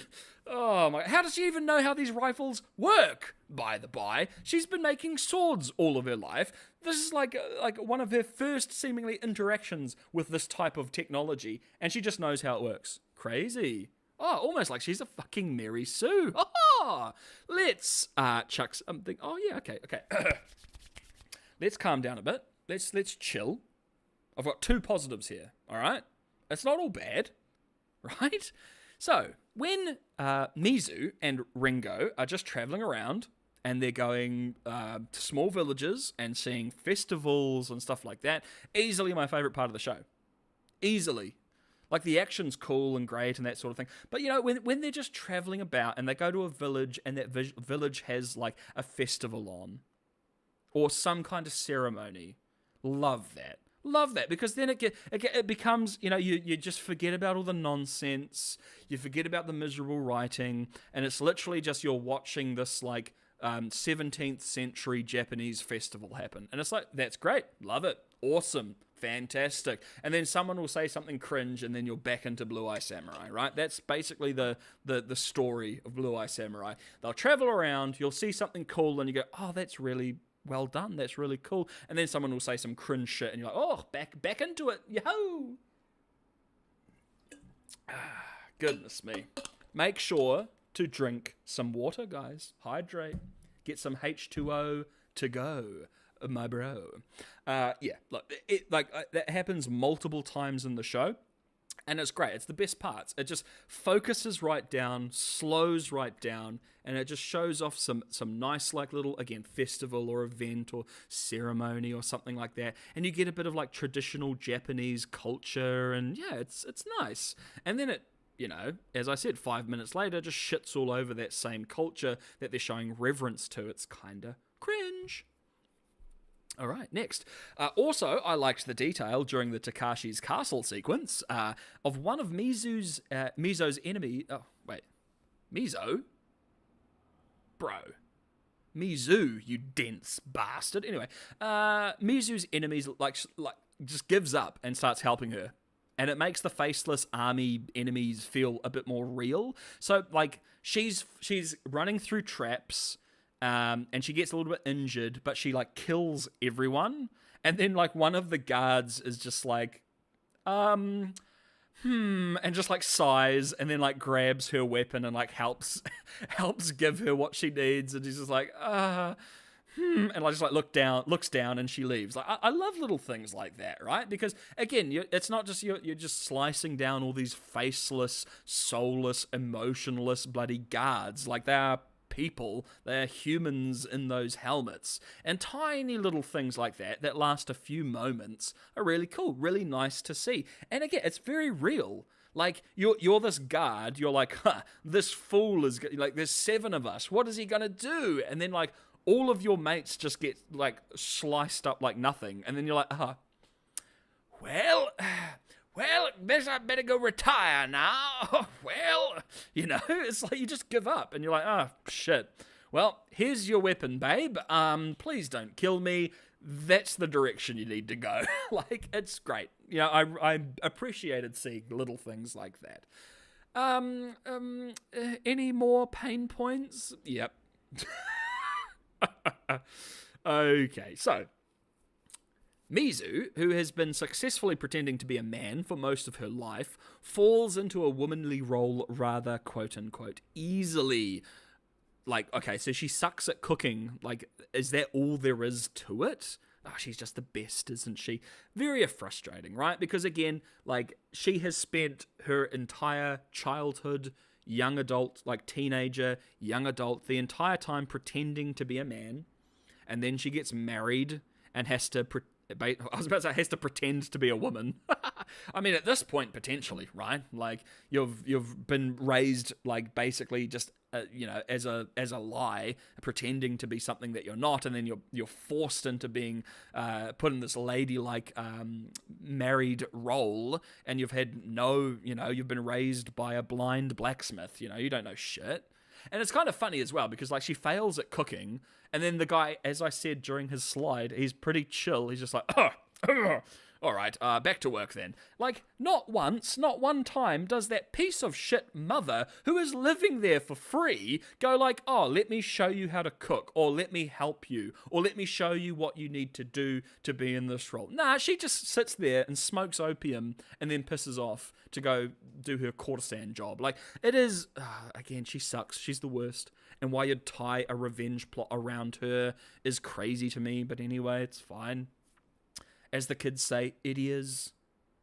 what it is. Okay, so yeah, it was just a little bit too easy for me. Again, all there was haha, you suck at cooking, haha, and then it's kind of just moved on from, and she just kind of fits into the role very easily, very well. Which I would have liked to see her struggle a lot there. But again, it's like part of an episode, part of a flashback, so you don't have a lot of time to deal with that. She just kind of has to be forced into the role. But as I said, during the times I've spoken about the episode, that was like one of my favorite parts of the show was the flashback when she was just, learning to be a woman, and she was respected by this guy who treated her nicely, and then turned awful when he turned out to be a piece of shit like everybody else. Haha, hee hee, tee hee. This was weird. Again, it doesn't last long, but it is strange. So what actually was happening during the scene when she was tripping out with that dust, with that powder, right? So she's fighting ghouls or zombies, and she's just seeing things, and they were just normal dudes. But me oh my, they were acting like proper ghouls and zombies. Are they also tripping? And they just rush people and try and bite and scratch them? Aren't they prisoners? It was so bizarre to me, because it's she's tripping out, she's having this hallucination that they're these feral, horrible monsters, but then they start screaming and sprinting at her like ghouls, like zombies, and start trying to scratch and bite her. And just wait, are you just seeing shit? Or are these actual prisoners who are also tripping and are just feral? It was so bizarre. It was so bizarre. Because, again, you can have this thing where she's seeing these horrible monsters, but, obviously they're not acting like it because she's just seeing things. But no, she sees these prisoners as these, horrendous ghouls, and they goddamn act like it. It's so strange. It was a very weird sequence. Again, the only thing that makes sense to me is they are prisoners who have also been drugged, and then once the gates of their prison cell open, they just rush out and attack and grab and scratch and bite whoever is there. I mean, that's the only thing that makes sense to me. Anyway, I think we're on the last point here, and then we're going to be wrapping up, folks. Isn't that exciting? Alrighty. And this is, look, nitpick, sure, but I think it's kind of important to point out. I'm sorry. So the show is set during the Edo period, which is between 1603 and 1886. The show itself is set in the 17th century. Eyeglasses arrived in Japan as early as 1530, but wasn't an industry until the Meiji period in 1863 to 1912. So we have to assume that Mizu made her glasses when she has no history working with glass. Just steel.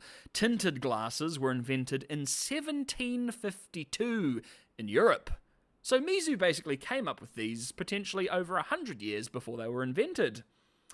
Oh, okay. Alright. And again, she has a history blacksmithing, not glass blowing, not crafting with glass. And again, it's also rounded spectacles, by the way, which is an even harder thing to create and develop. She just made them herself, I guess, and she invented tinted glasses 100+ years before they were actually invented on another continent. Yeah, the isolationist Japanese. Yeah. Yeah. No white people around, but I'm just going to come up with and invent rounded spectacles that are tinted. Oh, okay, babe. It's cool. It's a cool idea to hide her blue eyes, but again, it's set in the 17th century. Who the fuck made these? Again, she must have just made them herself magically because she's so great and so wonderful. She knows everything. Yikes. Very cringe. Very cringe. Anyway, folks. Anyway. As mentioned, not a very long one today. We're just kind of covering off some of the awkward, cringe nonsense in the show. I was recommended it, and didn't like it. But still sat through it. As I said, I watched the first, 7 episodes back to back, and was kind of dying slowly as I watched them. And then I spent a week trying to force myself to watch the finale so I could do the stream. It was rough, but It is what it is. It just didn't grab me. It didn't capture me. As I said at the start, it's really potentially I'm not the target audience for it. A few things. If you want to turn your brain off and you don't care about characters, you don't care about writing, you don't care that like it's just historical nonsense fantasy, and you just want some cool action sequences, there are cool action sequences in this show. Perfectly fine. But if you need a little bit more than that, if you need decent writing and decent character work and things to make sense, and you want something a bit more grounded, a little bit more focused, I seriously cannot, for the life of me, recommend this. I'm sorry if you liked it. Again, lots of people seemed to like it. It has like 97% gosh darn rating on Rotten Tomatoes. I don't give a shit about Rotten Tomatoes rankings, especially the critic runs, but some people do. But yeah, it's kind of strange. It is just filled with like modern Western writing tropes, which is lame when you're in a historical bloody 17th century feudal Japan. Like, it just doesn't work. Wrong spot. Doesn't work for me. Anyway, folks. Unless we have any questions, comments, things to say in the chitty chatty, that might be the end of it, I think. Because, I don't think any of you guys have seen this, right? Otherwise, I feel like there would have been more pushback, unless, you've seen it and you're like, yeah, pretty accurate. Because, I am really quite surprised at how highly rated the show is. Let me just, actually, while I've got you guys, see if there's any talk about Season 2 or anything like that. Blue Eye. That's not how you spell blue. What the hell? What the hell? Blue Eye Samurai Season 2. There you go. Netflix, that'll help your analytics out for you. What's this? Some very disappointing news about Blue Eye Samurai. What's this? Whoa! First sentence. Blue Eye Samurai is one of the best animated series in a long while. Oh? Better than Arcane? Really? Wow. Okay, troll. Who is this? Forbes. Paul Tassi. Oh my god, Paul Tassi. The cringe lord himself, Paul Tassi. The brain-dead cringe lord himself. Blue Eye Samurai is one of the best animated series in a long time. Paul! Oh, my brother in Christ. Miss after miss after miss after miss, my friend. Yikes.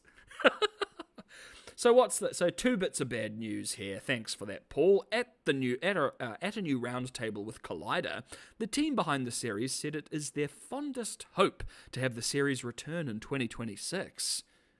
Or do they know how long animated shows take? And they seem somewhat scared about what they're in the process of right now. What? Quote, "We're in panic mode right now because we still have a schedule and we still have a budget. And we're trying to get all that to talk to each other. We're in the beginnings of production and getting it started. And everything else is in the planning stages." That's not concern. What the... Paul, what are you smoking?